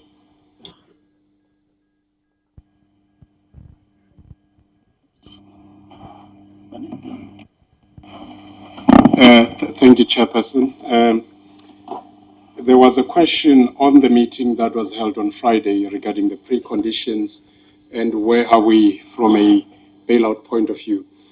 The plan that we presented to you is premised on the fact that we need a 2 billion tranche by the end of this month. And there is alignment from the DOC as well as GTEC in terms of what needs to happen in that regard. The second issue is on the sports rights, specifically on the radio rights on rugby. We have said that one of the biggest cost drivers for the SABC is the exorbitant cost of the sports rights. We certainly committed to our mandate of ensuring that we broadcast sports of national interest. However, it's been extremely expensive and it has affected our profit and loss statement. In the past 3 years, we have lost about 3.8 billion. And if we were to continue in this trajectory, in the next 3 years, we'd need another 6.8 billion, which is just not sustainable for the SABC. We then took a decision that... With your indulgence, Chairperson, just a clarity, when you say you've lost 3.8 billion, what do you mean? On sports rights. And this would include soccer, this would include cricket, and all of those sports of national interest. Because when we engage with the sub-licensees, there is a point where we need to pay. And what tended to happen was that what we spent and what we got was just not making commercial sense. And Sorry, Chair. I think the CEO is coming all right, but maybe rephrase the question. I think the question was, can you please explain this sports rights thing? Who pays for what and who's paying who? All right. So that we are very clear, because we want to get into that space, but we are unable. Please just clarify that. But let's also allow him to explain, because that's what he's doing. Exactly. So basically... But I understand.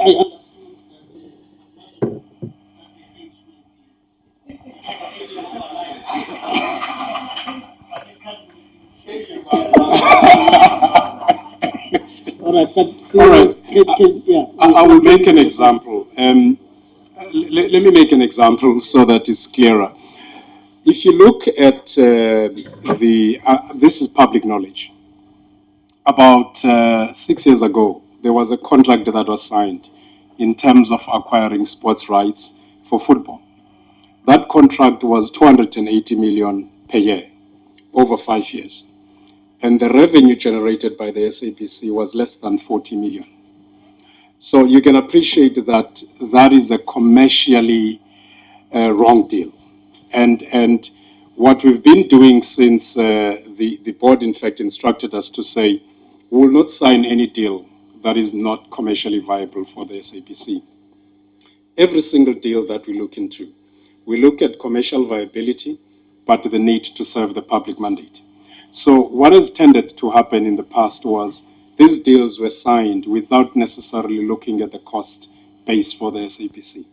So if you look at the submission that we've made to ICASA, we're talking about some of these issues, the need to unbundle these rights, the need for more transparency when it comes to pricing, because you're effectively paying value for a property that you do not know what it costs.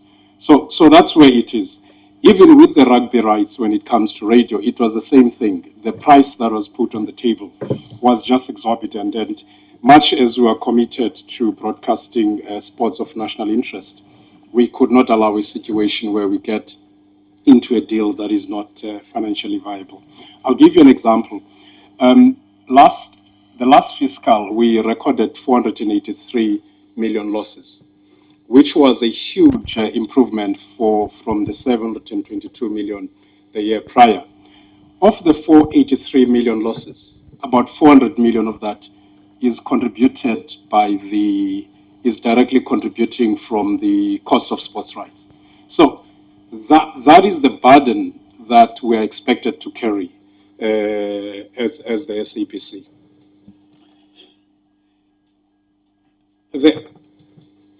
The other issue that I would want then to address is the engagement with the unions. I know that an honorable member raised that point that I meet personally with the unions at least once a month because if you're running an organization like ours, there are always issues that affect employees that need to be dealt with at this level. So there is an engagement, very robust. There are things that we agree on, and there are things that we do not agree on. And we do try to find one another in every single thing that we do, because it's about the interest of the SABC at the end of the day.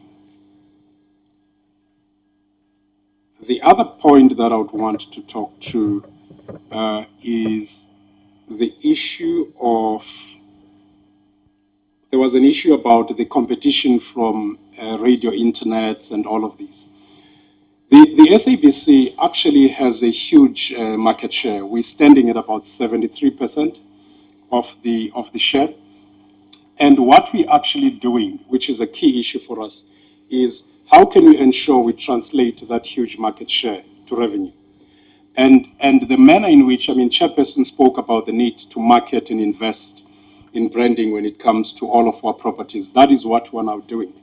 And we're also diversifying the income streams by looking into merchandising, looking at popular radio stations, for example, like Ukozi, which has about 7.5 million people, listeners. We're looking at merchandising opportunities, T-shirts, caps, which would be a different stream. There's also an eventing strategy on all of the radio stations that we're actually implementing. So it's not an issue of the market share, it's an issue of how do we better commercialize and monetize the initiatives that we have for our radio stations. The role of community radio stations, we actually, broke as we are as the organization, we do contribute a certain grant to the development of MDDA. And what we're also focusing on is to train all of these, most of the employees as well as the DJs in those stations. The report on Dr. Hlole's report, this was accepted by the board. If members remember, this was an independent process, and the board did not want to interfere. And most of the recommendations that were submitted were accepted by the board and are being implemented. Case in point is the issue of irregular appointments, which also links to another debate from the Public Protector's report. The organization has identified about 28 people that were appointed irregularly. And as you may appreciate, this is not an indictment on the individuals. It's basically to say your appointment was not in line with the recruitment processes, selection, and so forth. And in instances, people without the required qualification, without the required business acumen, were actually catapulted into positions that they are not appropriate for. So we have a duty, particularly for those employees in the organization who are qualified, skilled, to ensure that we rebase and do what is right for the SABC. In this regard, we decided not to take the law in our hands, but to actually approach the courts so that they can either set these appointments apart or declare them invalid. And what is also interesting, and I think honorable members need to know this, since we commenced with this process, there's been many more of the employees now that have been submitted who apparently were not irregularly appointed.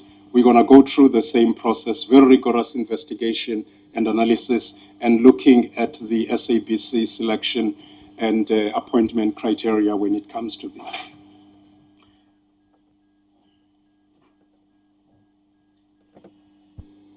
Then there was a point on the filling of vacancies. As I said earlier on, currently we have about 227 people who are acting in senior managerial roles. And you can imagine what that does from a decision-making point of view, for stability as well as business continuity. All of these are not possible if you have people that are going to act for 3 months and then you get another person. And so what we've then done, we've been able to advertise and want to fill in those critical vacancies. I'll give you an example. Of the 19 radio stations that we have about 10 vacancies for the radio station managers, and we need to ensure that we fill these vacancies. As well as at the group executive level, we have about 5 group executives that are acting. We need to ensure stability and fill this. Head of provinces, we have quite a couple of them that have been acting for some years now, and we want to ensure we bring stability in that regard. Blackout, we can assure the nation that the worst is over. I think the past 12, 13 months have been very difficult and challenging for us. Everything that could go wrong did, from the fires, the diesel spillage, employees being hospitalized. But I think what we can take out of that is the commitment of the SABC employees, because they ensured that despite all of these all of the challenges, no financial injection, we're able to fulfill the public mandate.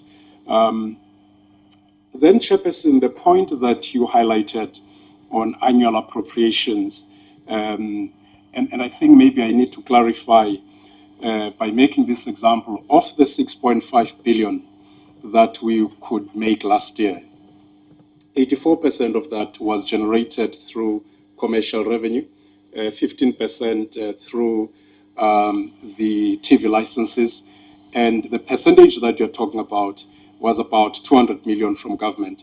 And that normally goes to educational programs as well as to the Channel Africa radio station. So I think I've covered my bit. Sylvia and Dr. Tekis. Thank you, Chair.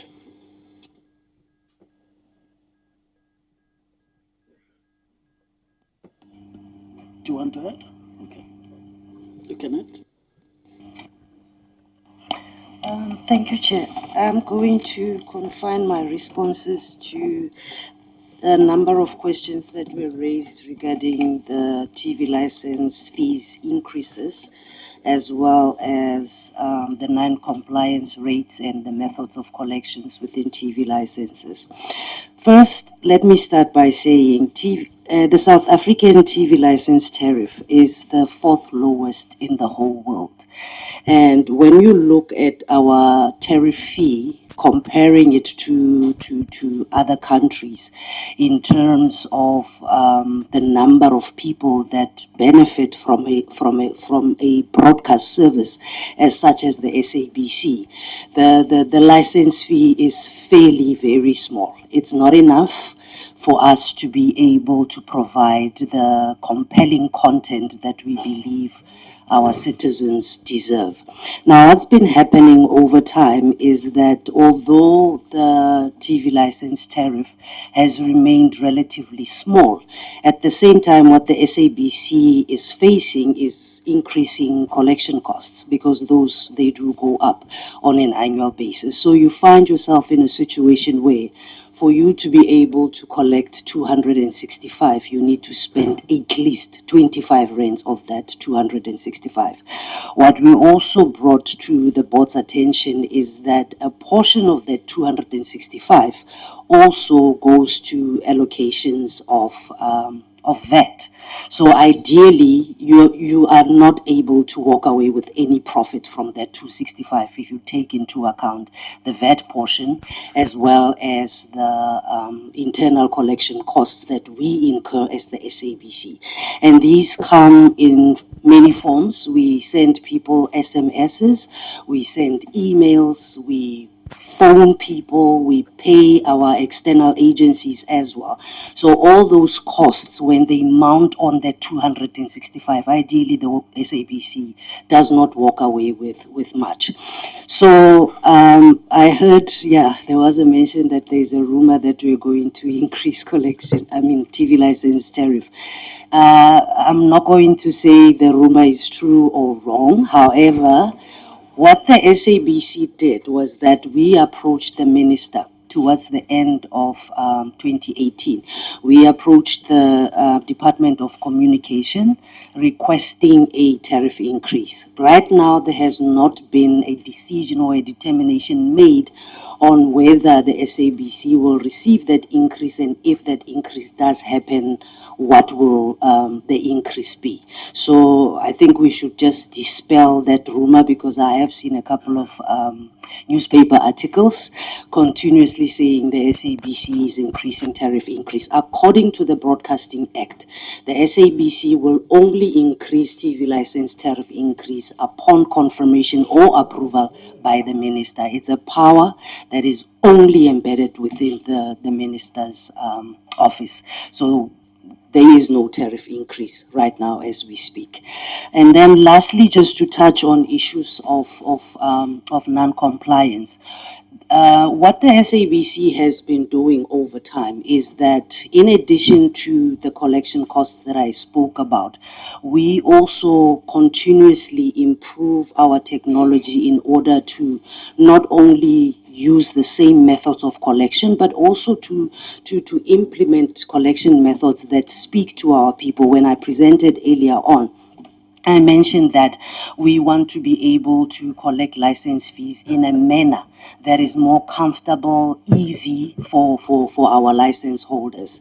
And that has always been the focus. I think it will be the focus to make sure, because there is no way that we will be able to increase our customer base without making sure that we deliver on the required customer service, and that's the focal point. That's what we are focusing on.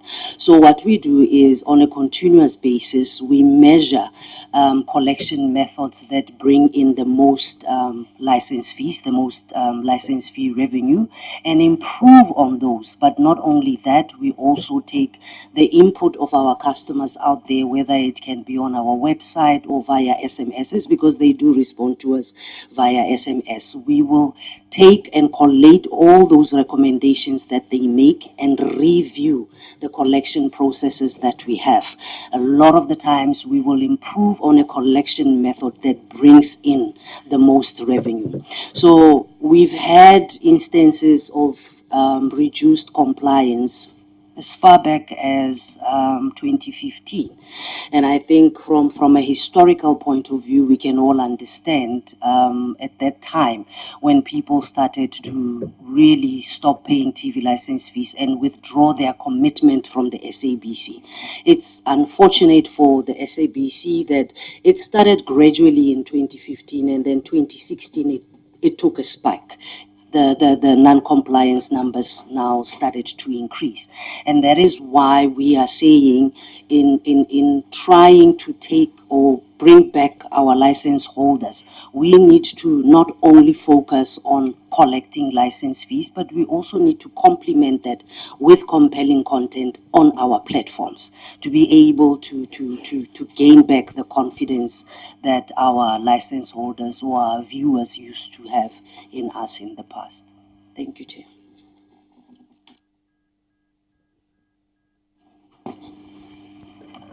Thank you, Chairperson. There was a question raised around the SIU and how the SABC is proceeding in terms of dealing with matters raised by the SIU. As a result of this investigation, there's been 45 matters identified through the investigations of the SIU. Of the 45, 10 have been referred for civil litigation. And these 10 are made up of issues pertaining to what has happened around some organizations within the private sector. In other words, how they've conducted business with the SABC, and I'm saying organizations within the private sector. This includes SABC employees and how they've engaged in issues of fraud, as well as issues of infringements around our supply chain management processes and procedures. In addition to the 10, there's 11 criminal referrals. And lastly, there's 24 disciplinary referrals, matters that we are currently dealing with or have dealt with.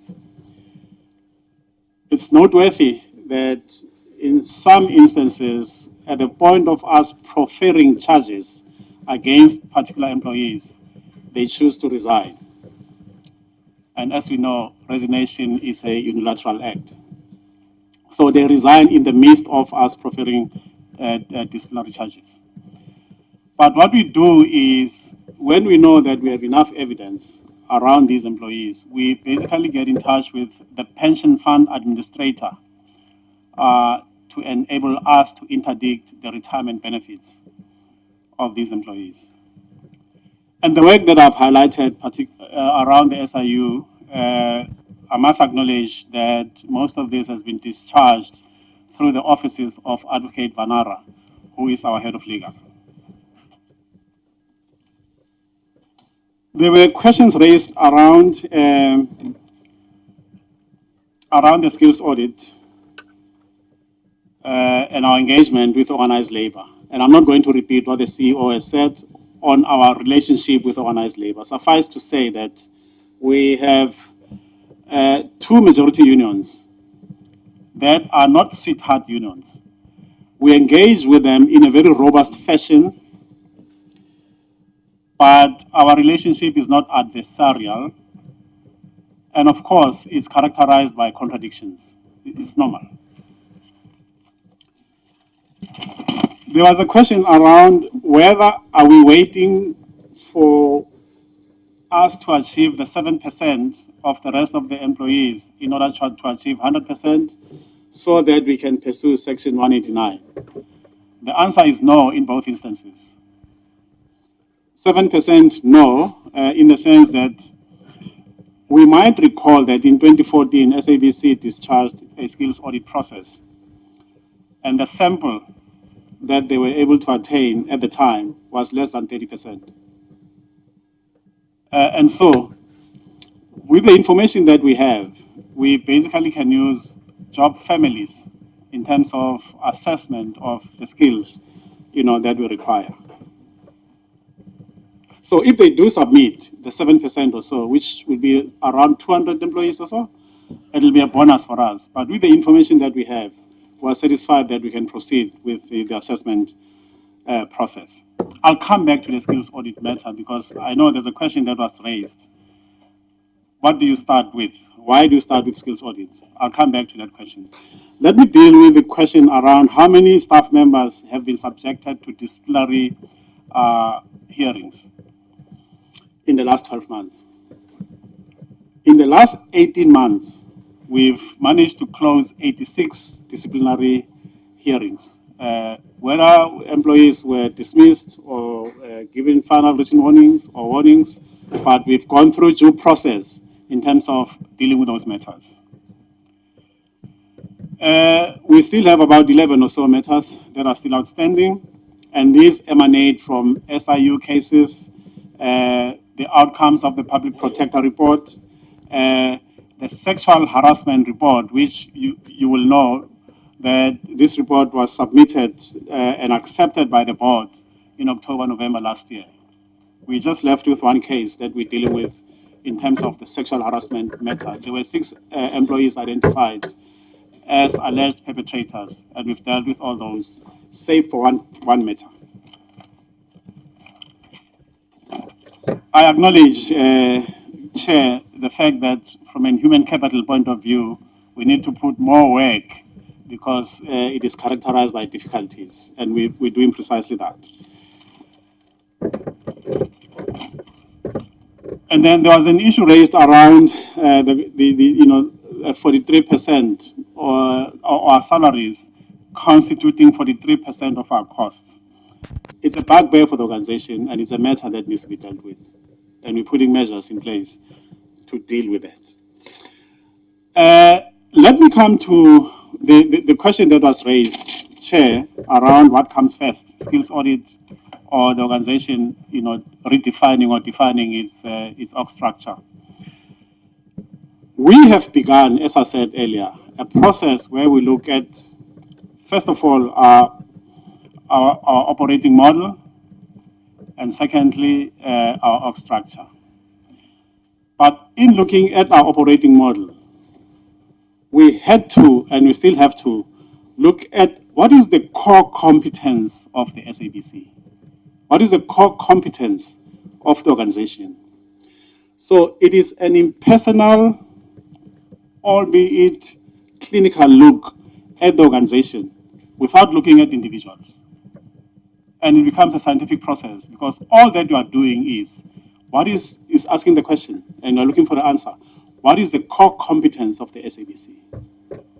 And that's why we have to deploy a vision that is in light and in touch with what's happening around the SABC in terms of issues of digitization as well as the 4IR. And the answer to the core competence of the SABC of the modern era is located within us understanding where we're going in as far as 4IR/digitization is concerned. And therefore, what follows is a key operating model, first of all, by the respective divisions. And as I said, we're halfway through that process in terms of redefining our operating model.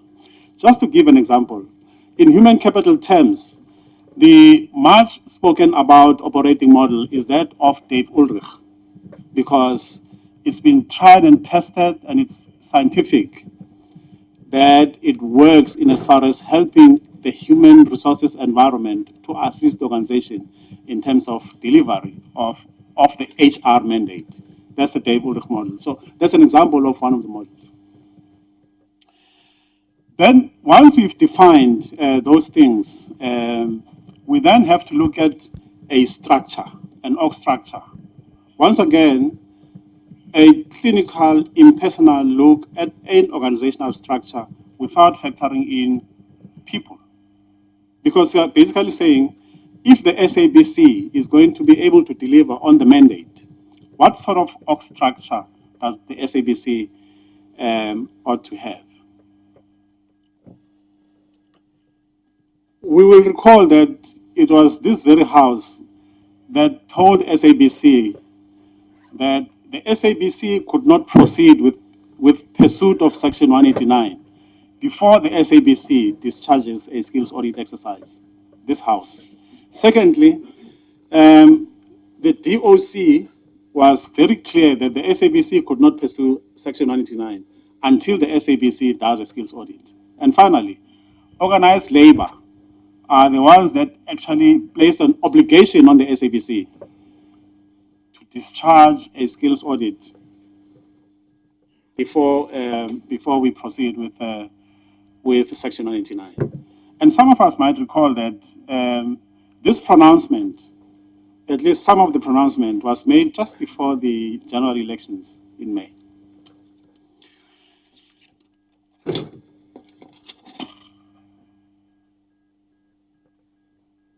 Okay, the CEO has already addressed the issue of 97 critical positions that we ought to fill because the organization was debilitated in terms of delivery of our outputs without the 97 positions. But we have a recruitment and selection policy that is very clear that we will advertise our positions firstly internally for 7 days.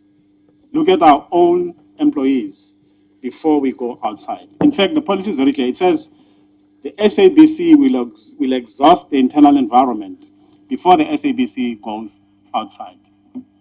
And I'm hoping, Chairperson, that I've been able to answer the question pertaining to why do you recruit whilst at the same time you are pursuing a skills audit. It was critical that we recruit, but we're mindful of the fact that in some instances, we can actually find the skills internally. Thank you, Chairperson. Thank you, Chairperson. I just want to make sure that we don't leave this house having not found each other on the TV licenses fees. Because if you look at the streams of revenue for the SABC, number one is advertising and sponsorship. It gives us 84%. TV license is the second biggest stream for us. It gives us 15%. Right? So I don't want honorable members to think that SABC can do away with TV licenses because it is the second biggest revenue stream, followed by government, which government gives us 3%.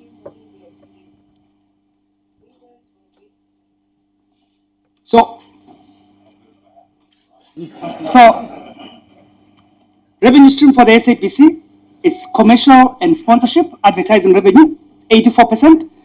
15% is TV licenses. 3% comes from government, which equates to about 200 million, and it goes to specific things that we need to do. So I think it's important for me to explain this. But also I want to ask the honorable members that how much do you pay a guy who look after your car at a parking mall? Surely you pay them more than 72 cents.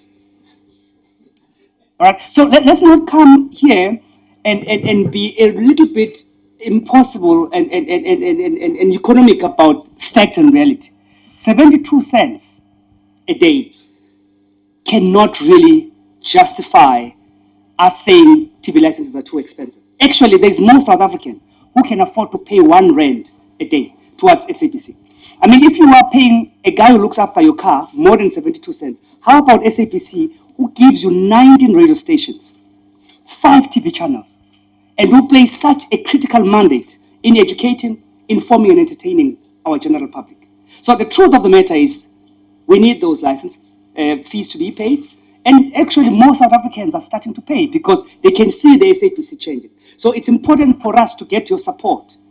Maybe we can have a debate or proposal around maybe the indigent being sort of protected if we change the legislation. But as we stand now, TV licenses are critical. Thank you. I'm now taking follow-up follow-up questions. No, I'll do that. I'll move with that line there. Faku, Machosi, Bukwela, Bakedzi, and Mulala. I want you to come after. Okay.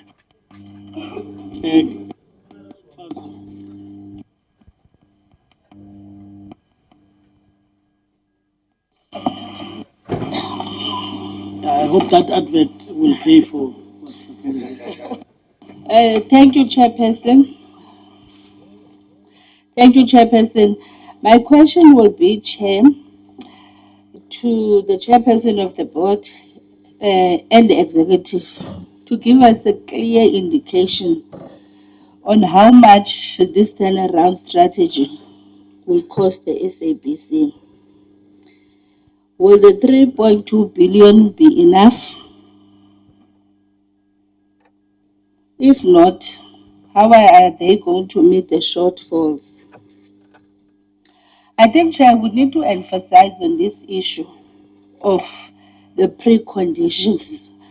I think both Chair and the CEO have tried to respond to this issue.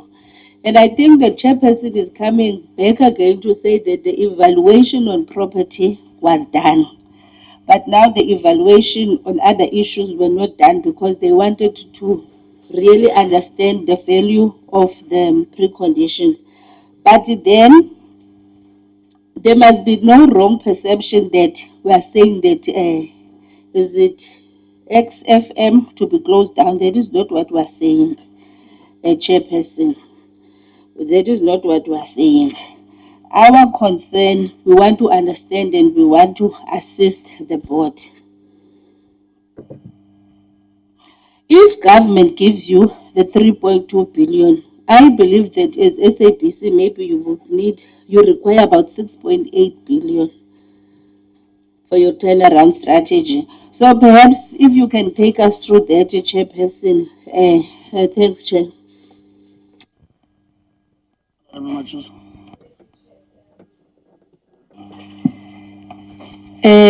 Maybe I'll just start where Honorable Faku left off.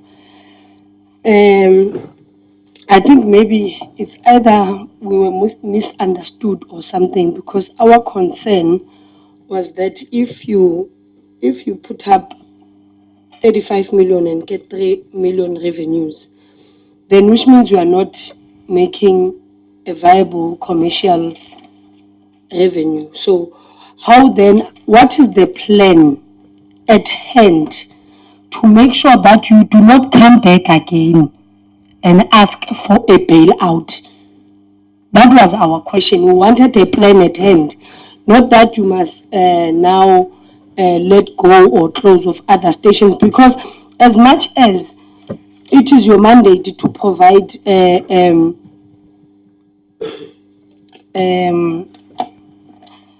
diverse cultural heritage, it's your mandate also to provide entertainment to the national interest of South Africa. But you saw that it does not make commercial viable sense, and then you decided that you will not go along with it.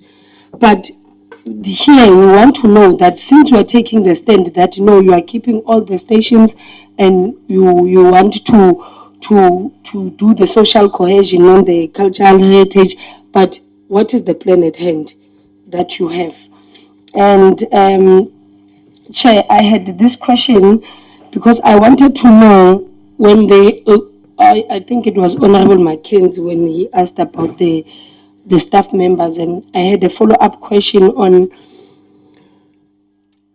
your proactiveness on the because I did not see it on the document. That what will be your steps when executives or directors of the organization do not follow processes of complying, whether with supply chain or the processes of the organization? What steps will you take? Because now you must not be reactive anymore, and there'll be litigations and stuff. So those things must be minimized. Then what is the plan that you have to make sure that if people do not comply, you tell them now? I'm not talking about the previous ones who have done whatever it is that they've done, but now, from now on, what if you don't comply with the processes of the organization? What is it that is going to happen? Because it will also come to eliminating the irregularities of some findings that you will get within the AG. So you'll be able to also minimize that. So I would like to know on that one, what is going to happen? But I think that is it, Chairperson. We just want to know how will they sustain the SABC going forward. Thank you. Honorable Mkwena. It's me. Sure. No, ma'am, you're talking about the decline of compliance with TV licenses in 2015. Interestingly, in 2013, the economy grew at about 3.2, right? And then in 2014, it grew at about 2.5. In 2015, it was at 1.3. It was at the lowest. And it's in 2015 as well that unemployment grew to its highest at 27% at that time, right? So there's a correlation between what happens generally in society and these TV license issues. And it brings me to a question that you raised then later on, which is, what do we do with these license things, right? So I'll give you an example. In politics, we our members in the EFF pay 10 rands a year, right? In the Eastern Cape, it is extremely difficult to get our members to pay 10 rands for a whole year, right? Now that should tell you, because that 10 rands for them buys bread, it buys milk, it does the necessary things for you and I, it's nothing. 72 cents a day, it's nothing. We can afford that. But for the majority of the population, it is not that easy. And especially now that we've got 10 million people who are unemployed. 10 million. The SABC racing about 6.6, I think 6 or 7 million viewers, and most of them are poor people who can't afford SAP, who can't afford DSTV and all of that. So it's I think it's incorrect to say that it's cheap. And so we then have to find, and it's a pity because it then becomes a policy issue, it becomes a legislation issue. Because at the moment, legislation says that TV licenses must be paid, right? So maybe it's a conversation that we need to have, Chair, between ourselves, the SABC, all of the stakeholders, as to what needs to happen with these TV licenses, because maybe there are more creative ways in which the SABC can make money other than through TV licenses, right? So, for instance, if you were to digitize the space, you're giving more channels to more areas, right? And you can even customize your advertising for specific places, right? But you're broadening the space, and you're giving yourself more of a chance of making revenue. And you could even, play with the idea of a premium bouquet type thing where the ones who can afford the money can pay, and then you have one that is free for people who, you understand what I'm saying? So there are creative ways in which one can play with the thing so that people will still get the free service, but the SABC is making more money, right? So that's the first issue. Because we've dealt with a lot of corruption, and a lot of it is now coming out in the Zondo Commission now, and it's called state capture. And I was one of the people in the SABC inquiry who was fighting for the concept to be called state capture in the SABC report, because that's what it was. Because in essence, the multi-choice, through corrupt deals with ministers and stakeholders and so on, they have literally throttled the SABC. And that is what has happened. And this is something that we need to internalize ourselves here, because the competition is multi-choice. And the reason why the SABC is not succeeding is multi-choice. That is what is at stake. Okay, there's corruption and all sorts of other things that are happening and so on and so forth. So in line with that thing of multi-choice, Chair, the issue of must carry, have we been able to resolve those issues? Because we need to recoup those monies from multi-choice. It's a lot of money that we need to get from multi-choice. And yeah, we need to deal with that. My last point, Chair, or just before the last point, the issue of the ownership of technology, Centec, I agree with you that, the SABC cannot own Centec. But we need to find, and I think this is probably a parliamentary issue, a legislation and policy issue, where we need to find a better correlation between SABC, Centec, and Telkom. Because the reason why multi-choice has grown is because it's leveraging on that MTN relationship. And the SABC doesn't have that. And it's a pity, because it's, Telkom is government owned. So we should be able to leverage off the Telkom. And when Telkom lost their Telkom TV license and sold off, it was a pity, because there was a space for the SABC to then enter and begin to dominate the market from it, because that's what it's about. It's about dominating the market. And then my last point, the issue of it's not so much a GCO, it's not so much the market share, and I think you put it correctly. It's about converting that market share into cash for the SABC. And the reason why that is not happening is because we're bringing in the numbers, but we're not dominating the market. We're not dominating the business, the industry. And the reason why we're not doing that is because technologically we don't have, we're being carried by someone else. And that's why it's extremely important that we begin to take over the technology side of things. Thanks, Chair. Honorable McKenzie. Thank you, Chairperson. Can I just ask you, and excuse me if it seems ignorant, I was always told that there's no such thing as a stupid question, so it's an information-seeking question. Does the SABC have spectrum that's free and available, that you own, that you have a license for, that you're not using, and that you're selling to or leasing to other parties? Then in terms of the, again, just to come back to the sports rights, can you, I mean, without giving anything away, I don't want you to stray into an area where you're divulging information that you shouldn't.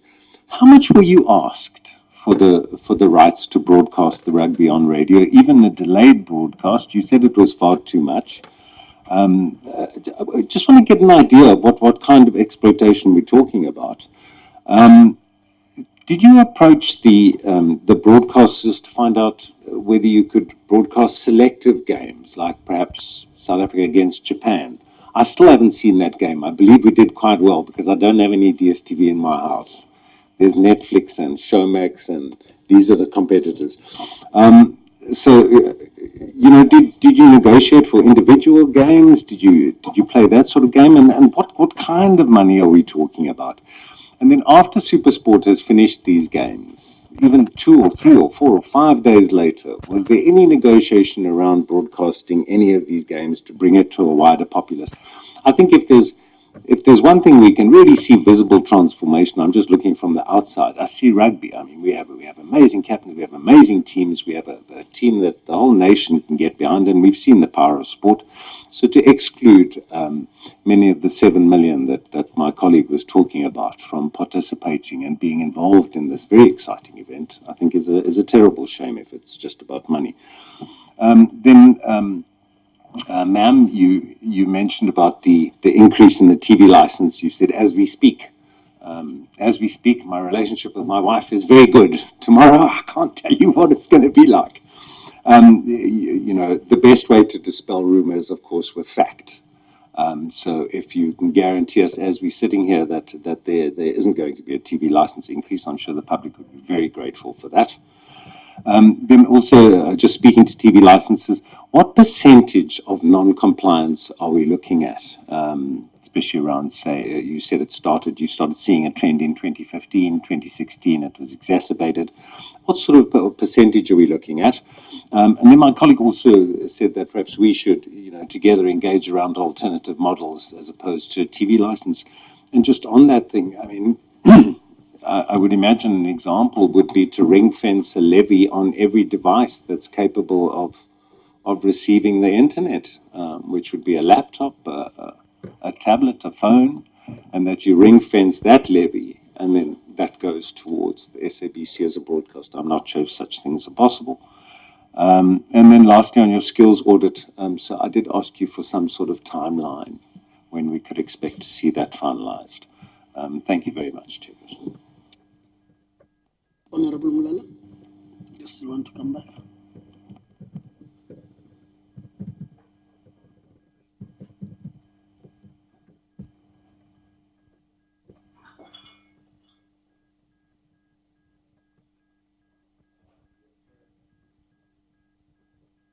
Mic on. Yeah, Chair.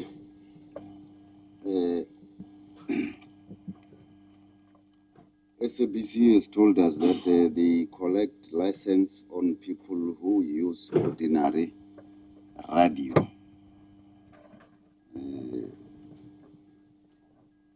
Or ordinary TV, if you like. So, I don't know where I'm sitting, I thought they will be saying they collect license on anybody who uses their content. And maybe it still speaks to the issue that she raised earlier on of regulations, so that she can also clarify us on what impediments in terms of regulations, because I don't think that question was also answered. Maybe in answering this one, must also touch on that one of the regulatory impediments as she sees them. the other last point is on.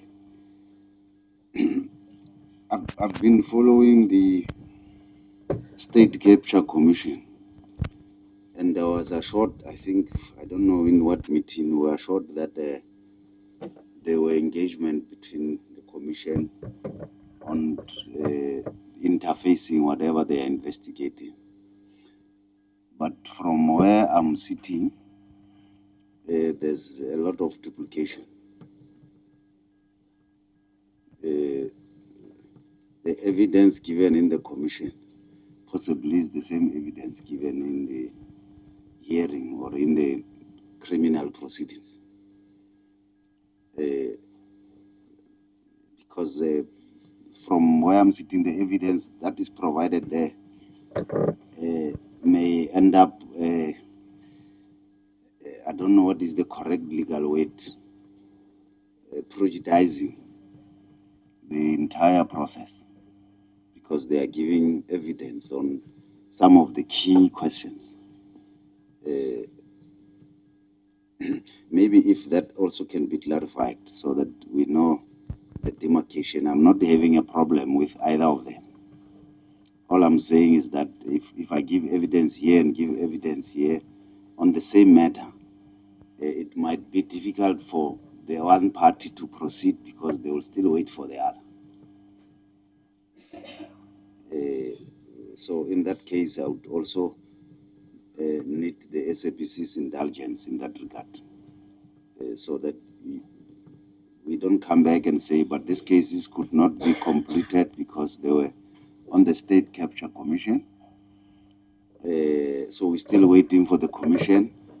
Instead of finalizing those that you finalize as SABC, and then State Capture should not get into that if you have finalized them. So, yeah, those are the two questions. Thanks. Honorable Kumbu. Yeah, I don't know, Chair.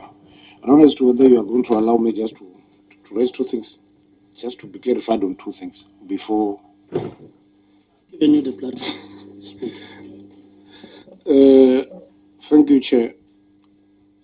When the CEO was responding to some of the question raised here, he spoke about five group executive posts which were not filled, which are not filled by now. So I just want to check what is causing this delay in terms of filling in this vacant post of the five group executives, if I understood the question, the answer well. Secondly, Mr. Mohova was talking about,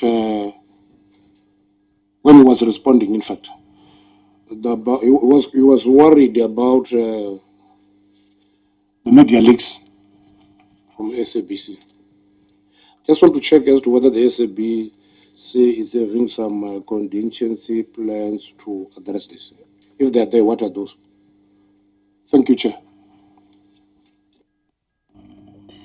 Board Chair. Thank you, Chairperson. Let me answer a few and then hand over to my colleagues. We were asked a question about what is your plan? What is going to help you not to come back for more? I just want to remind honorable members that SABC only got a government guarantee 10 years back. So I don't want SABC being confused by those other entities that have been bailed out in the last couple of years. So the last time we got a government guarantee, which was paid back, was in 10 years back. But let me explain why we show that if we are allowed to do what we can do as a board and as the executive, there will be no need for the SABC to come back here for government guarantee or for bailout. If you look at what SABC has been able to do in the last 24 months without any financial injection, We've moved our losses from R1 billion down to about 622 million, from 622 down to 483 million. And the CEO just said, out of that 483 million rand loss in the last financial year, about 410 million was due to sports. What have we done? We've renegotiated all those contracts that were not financially making sense for the SAP. It's just one example. At some point, I was talking to you about, I said there's 14 official languages. In fact, there's 11 official languages. But as the SAPC, we've gone beyond that. Sign languages and other things. So that's why I spoke about the 14. If you look at the elections that we've delivered, without any financial injection, SAPC delivered the best election coverage ever. Now, when you just look at those things, you can then be confident that if we are allowed to do what we want to do, we can turn around that place. But concretely, what we presented today is a turnaround strategy. So when people say, what's the plan is what we've presented today. And to simplify it, there's 3 elements to this turnaround strategy. The first part, talk to what I call legacy and governance issues. Under that, we're dealing with all the wrongs of the past, with an aim of recovering some monies. We are implementing the remedial action from the public protector. We are dealing with Auditor General findings. We are dealing with SIU findings. We are dealing with our own forensic investigation. We are dealing with the other comment. So that takes care of what went wrong in the past. In the process, we are intensifying or strengthening our governance systems. And I want to assure you that if somebody step out of line and contravene our policy, we do take decisive action. I mean, there are people that we've parted ways with, that were appointed by this board, that were appointed by us. So it's not like we're looking only backward. We are making sure that there is no repeat of the past. And that's why we've been very decisive when it comes to consequence management. So I want these members, honorable members, to be comfortable that we have a plan. And the plan is already starting to yield the desired results. The second thing that talks to what is the plan. Part of the reason why SABC finds itself where it is today is because of policy, regulatory, and legislative things that were never assessed what impact they will have on the SABC. Some of them did not move with time. So maybe they were good at the time, but as we progress, they've become problematic or negative to the SABC. Under that, we've made comprehensive submission on the mass carry regulations. We've made comprehensive submission when it comes to issues of sports regulations. We've also made suggestions around digital migration. How do we fast-track digital migration so that we can be able to leverage that and find the most cost-effective way to migrate, okay? So that talks to that box where I talk about policy, regulatory, and legislative issues. I've even said, when it comes to TV licenses, if we feel that the indigent can't afford, maybe we can change the legislation to exempt them, all right? But there are other South Africans who can still afford, and let's make sure that those who can pay, pay. Those who can't pay, let's find ways to cushion them. So that's the second element of this strategy. The third element is what the CEO presented, which is the commercial, operational element of the business. Under that, you're doing 3 things effectively. You're growing revenue. There's new revenue stream that as the SABC we've been able to come up with. That's why we've delivered what we've been able to deliver. Things like channel carriage fees. Those are new things that we can innovate and enhance. Issues around cost cutting. The fact that we've cut about R1 billion, it shows you that that element of the strategy is already working.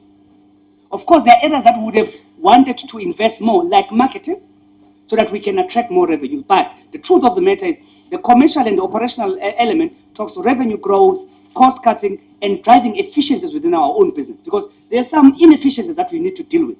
But also there's been a lot of more, innovation in the space. As the SAPC, we need to catch up and use a lot what is available to us, like internet, satellite, to save in other areas. So we do have a strategy.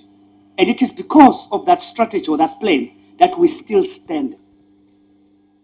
There was a question about consequence management. I've covered it. There was a question around, for an example, the Zondo SIU investigation. The truth of the matter is we're not waiting for the Zondo Commission. SIU presented that out of the 45 matters that they've dealt with, about 10 civil litigation matters are already in court. 10. All right? About 11 criminal referrals have been done. About 24 disciplinary referrals have been done. That's from the SIU. So we're not waiting for anybody. We're going ahead with our renewal and the rehabilitation plan.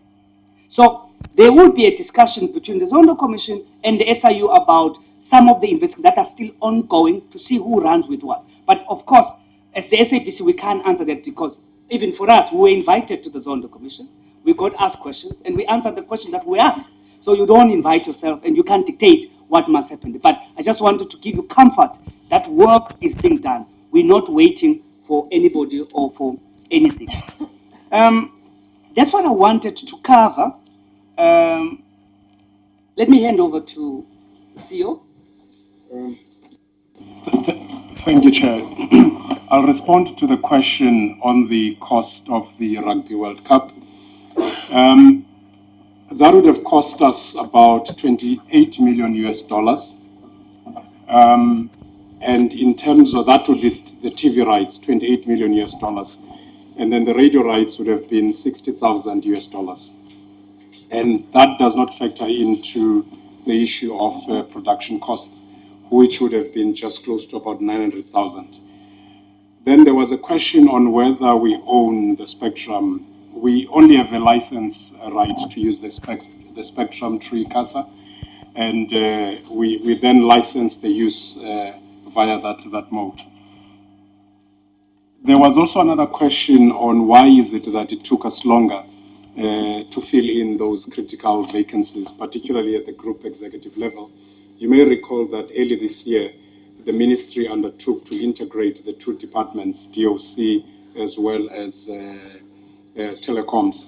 So we were then asked that we should not proceed with any filling of vacancies until that integration process was complete. So we waited for the directive then to be reviewed, which was about 2 months ago. So we're given a go-ahead to advertise these positions. We've advertised them, and we'll ensure that we get to the competent ethical leaders that the SABC deserves. The other matter that was asked is the allocation of this 3.2 billion. I think when you look at the number, it looks very big. I think people need to understand that about 2 billion of that is going to go to the payment of our creditors. You also have another 1.2 billion that would then need to go to investing in local contents, and the rest would be on the maintenance, upgrading of the infrastructure. You may have seen also in the media that our buildings are really dilapidated and they're posing a health and safety risk to our employees. So that's what the money is going to be used for. Thank you.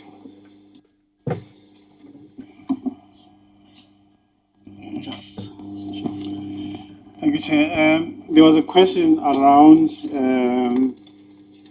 which I omitted to respond to earlier, around timelines pertaining to skills audit. There's two parts to it. The first is that it's going to take us up to 3 months to go through an assessment of the skills that are possessed by our employees. That's the first part.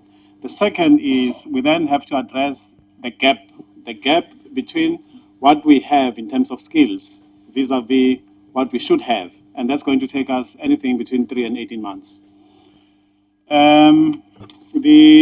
Then there was a question which I believe the chairperson has answered. I'm just going to add on to what the chairperson has said on what is our proactive plan in order to prevent consequence management.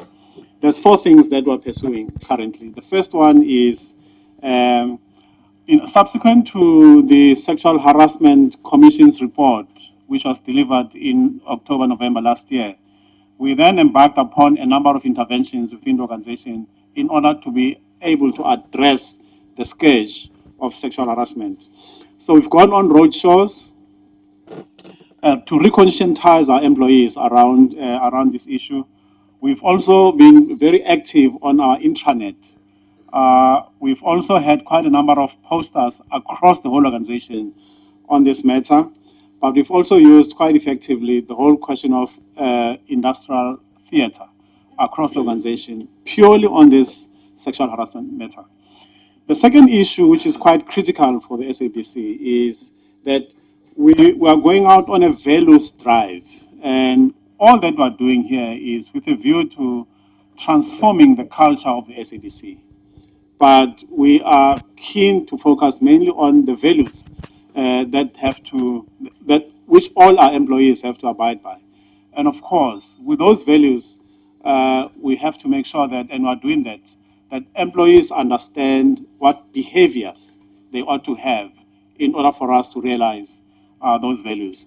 And long term, and we know that culture is not something that you can transform, in a few months. It takes many years to do so. But first of all, we're focusing on looking at our values and the respective behaviors.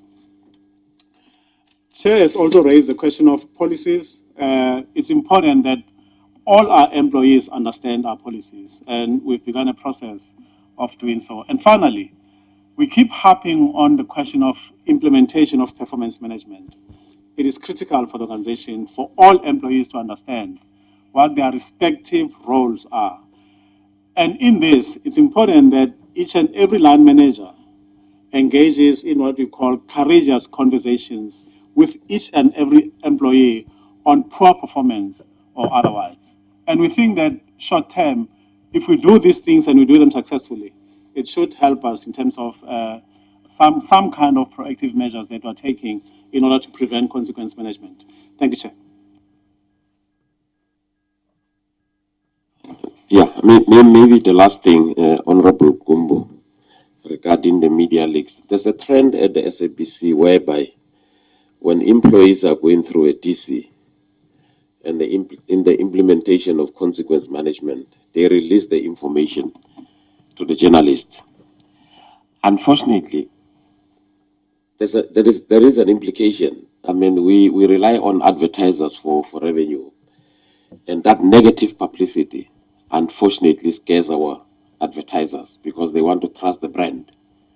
That is the bottom line. But what we did was, at the board level, we appealed to our fellow board members if they are part of the people who are unlawfully releasing the information to the unnamed sources. They should stop doing that. Equally, we entrusted the GCEO to address his group exco to say, this is what these leaks are doing to the reputation and the integrity of the organization. The third thing that we also did, which we think will help us, we revived the news and editorial committee. And part of the specific mandate to be given to that committee is to come up with a plan to advise the board as to what needs to happen to this kind of situation, because the news and editorial committee was combined with PPS and PCS previously, but we decided to rescind that decision. And I think one of the things that we said the GCEO should do is to embark on stakeholder engagement in order to inform the public about developments within the SABC and not to rely solely on what they read from the newspapers. Thank you, Chair. If there are no additions, I take it that Honorable Mackenzie, you forgot something. Thank you, Chair. Yes, just one small question with your indulgence. Gentlemen, you mentioned approaching AGSA for help when it came to the high costs of sporting rights and sporting properties, unless I heard that incorrectly. If you are, how do you see AGSA intervening in this process to assist the SABC, if at all? Thank you, Chair. Maybe just as you respond to that, so that the honorable member doesn't raise the hand again, a point on the budget that was raised in terms of the guarantees that you've asked for, whether that helps you to implement fully your turnaround strategy and not coming back. I think that's a specific question. So if you can also respond to that. Thank you, Chair. I'll start with that one. The original amount that was put on the table was 6.8 billion. And obviously it now has come to 3.2 billion. However, we believe that in the short term, this will help us because we've seen already positive green shoots in terms of what we've been able to do in the past 12 months. So there was the other question the honorable member asked, and I know that when I responded, he was not here. You had asked about the cost of the rugby rights. For television, it's standing at 28 million US dollars. And for radio, it's about 60,000 US dollars. And if you factor in the production cost, it comes to about 900,000, which we could not afford as the SABC. Then there was another question you asked, whether we own the spectrum. We do have a license right to use the spectrum through ICASA, but we don't own it. On the question that you've asked, ICASA, remember, we would want to ensure that the regulations governing sports rights are reviewed, and the body that manages that would be ICASA. So we've submitted our views as the SABC early in the year, and the focus there is on transparency, the need to unbundle those rights, but also to help us as the public broadcaster to ensure that we can fulfill our mandate without incurring all of these exorbitant costs. So it's a very comprehensive document that we've submitted that will help the public broadcaster going forward. Thank you, Chair. Maybe, thank you, Chairperson. My last comment, we must give you with a sense of good news. The process of shortlisting for the COO is complete. So in no time we'll be finalizing that. Sylvia is acting COO, but we have been able to engage the people and went to the market. So that should be announced in the next couple of weeks. Thank you. Okay, I'm sure you don't want to start another ad hoc committee on that question. May I then say that I think we have had responses. We should really thank you for making the presentation. I think we're leaving the session quite clear that yes, there may have been issues in the past, those are being dealt with, but there is a turnaround strategy in place. I think what needs to happen from our side as part of our oversight is to monitor the implementation of those and hold you accountable in that regard. But we also picked up that there are other matters that may affect you, but they are resting somewhere else. And that will be the engagement the committee should have, for example, Centec and the ICASA, where that issue needs to be looked at. So when we meet them, these are the issues we would be able to highlight, because it is in our interest that SABC should still stand strong as a national broadcaster and perform its mandate. And I'm sure from comments made, you'll understand we support the board to stay as the board that can deliver on the mandate that it has been given. I think that's the support Parliament gives to yourselves. With that, I think we are clear. Thanks for making time, and we're living better. I'm told that lunch or whatever is called tea or whatever is available outside, just to refresh you, so that when you appoint the COO, you don't make that mistake.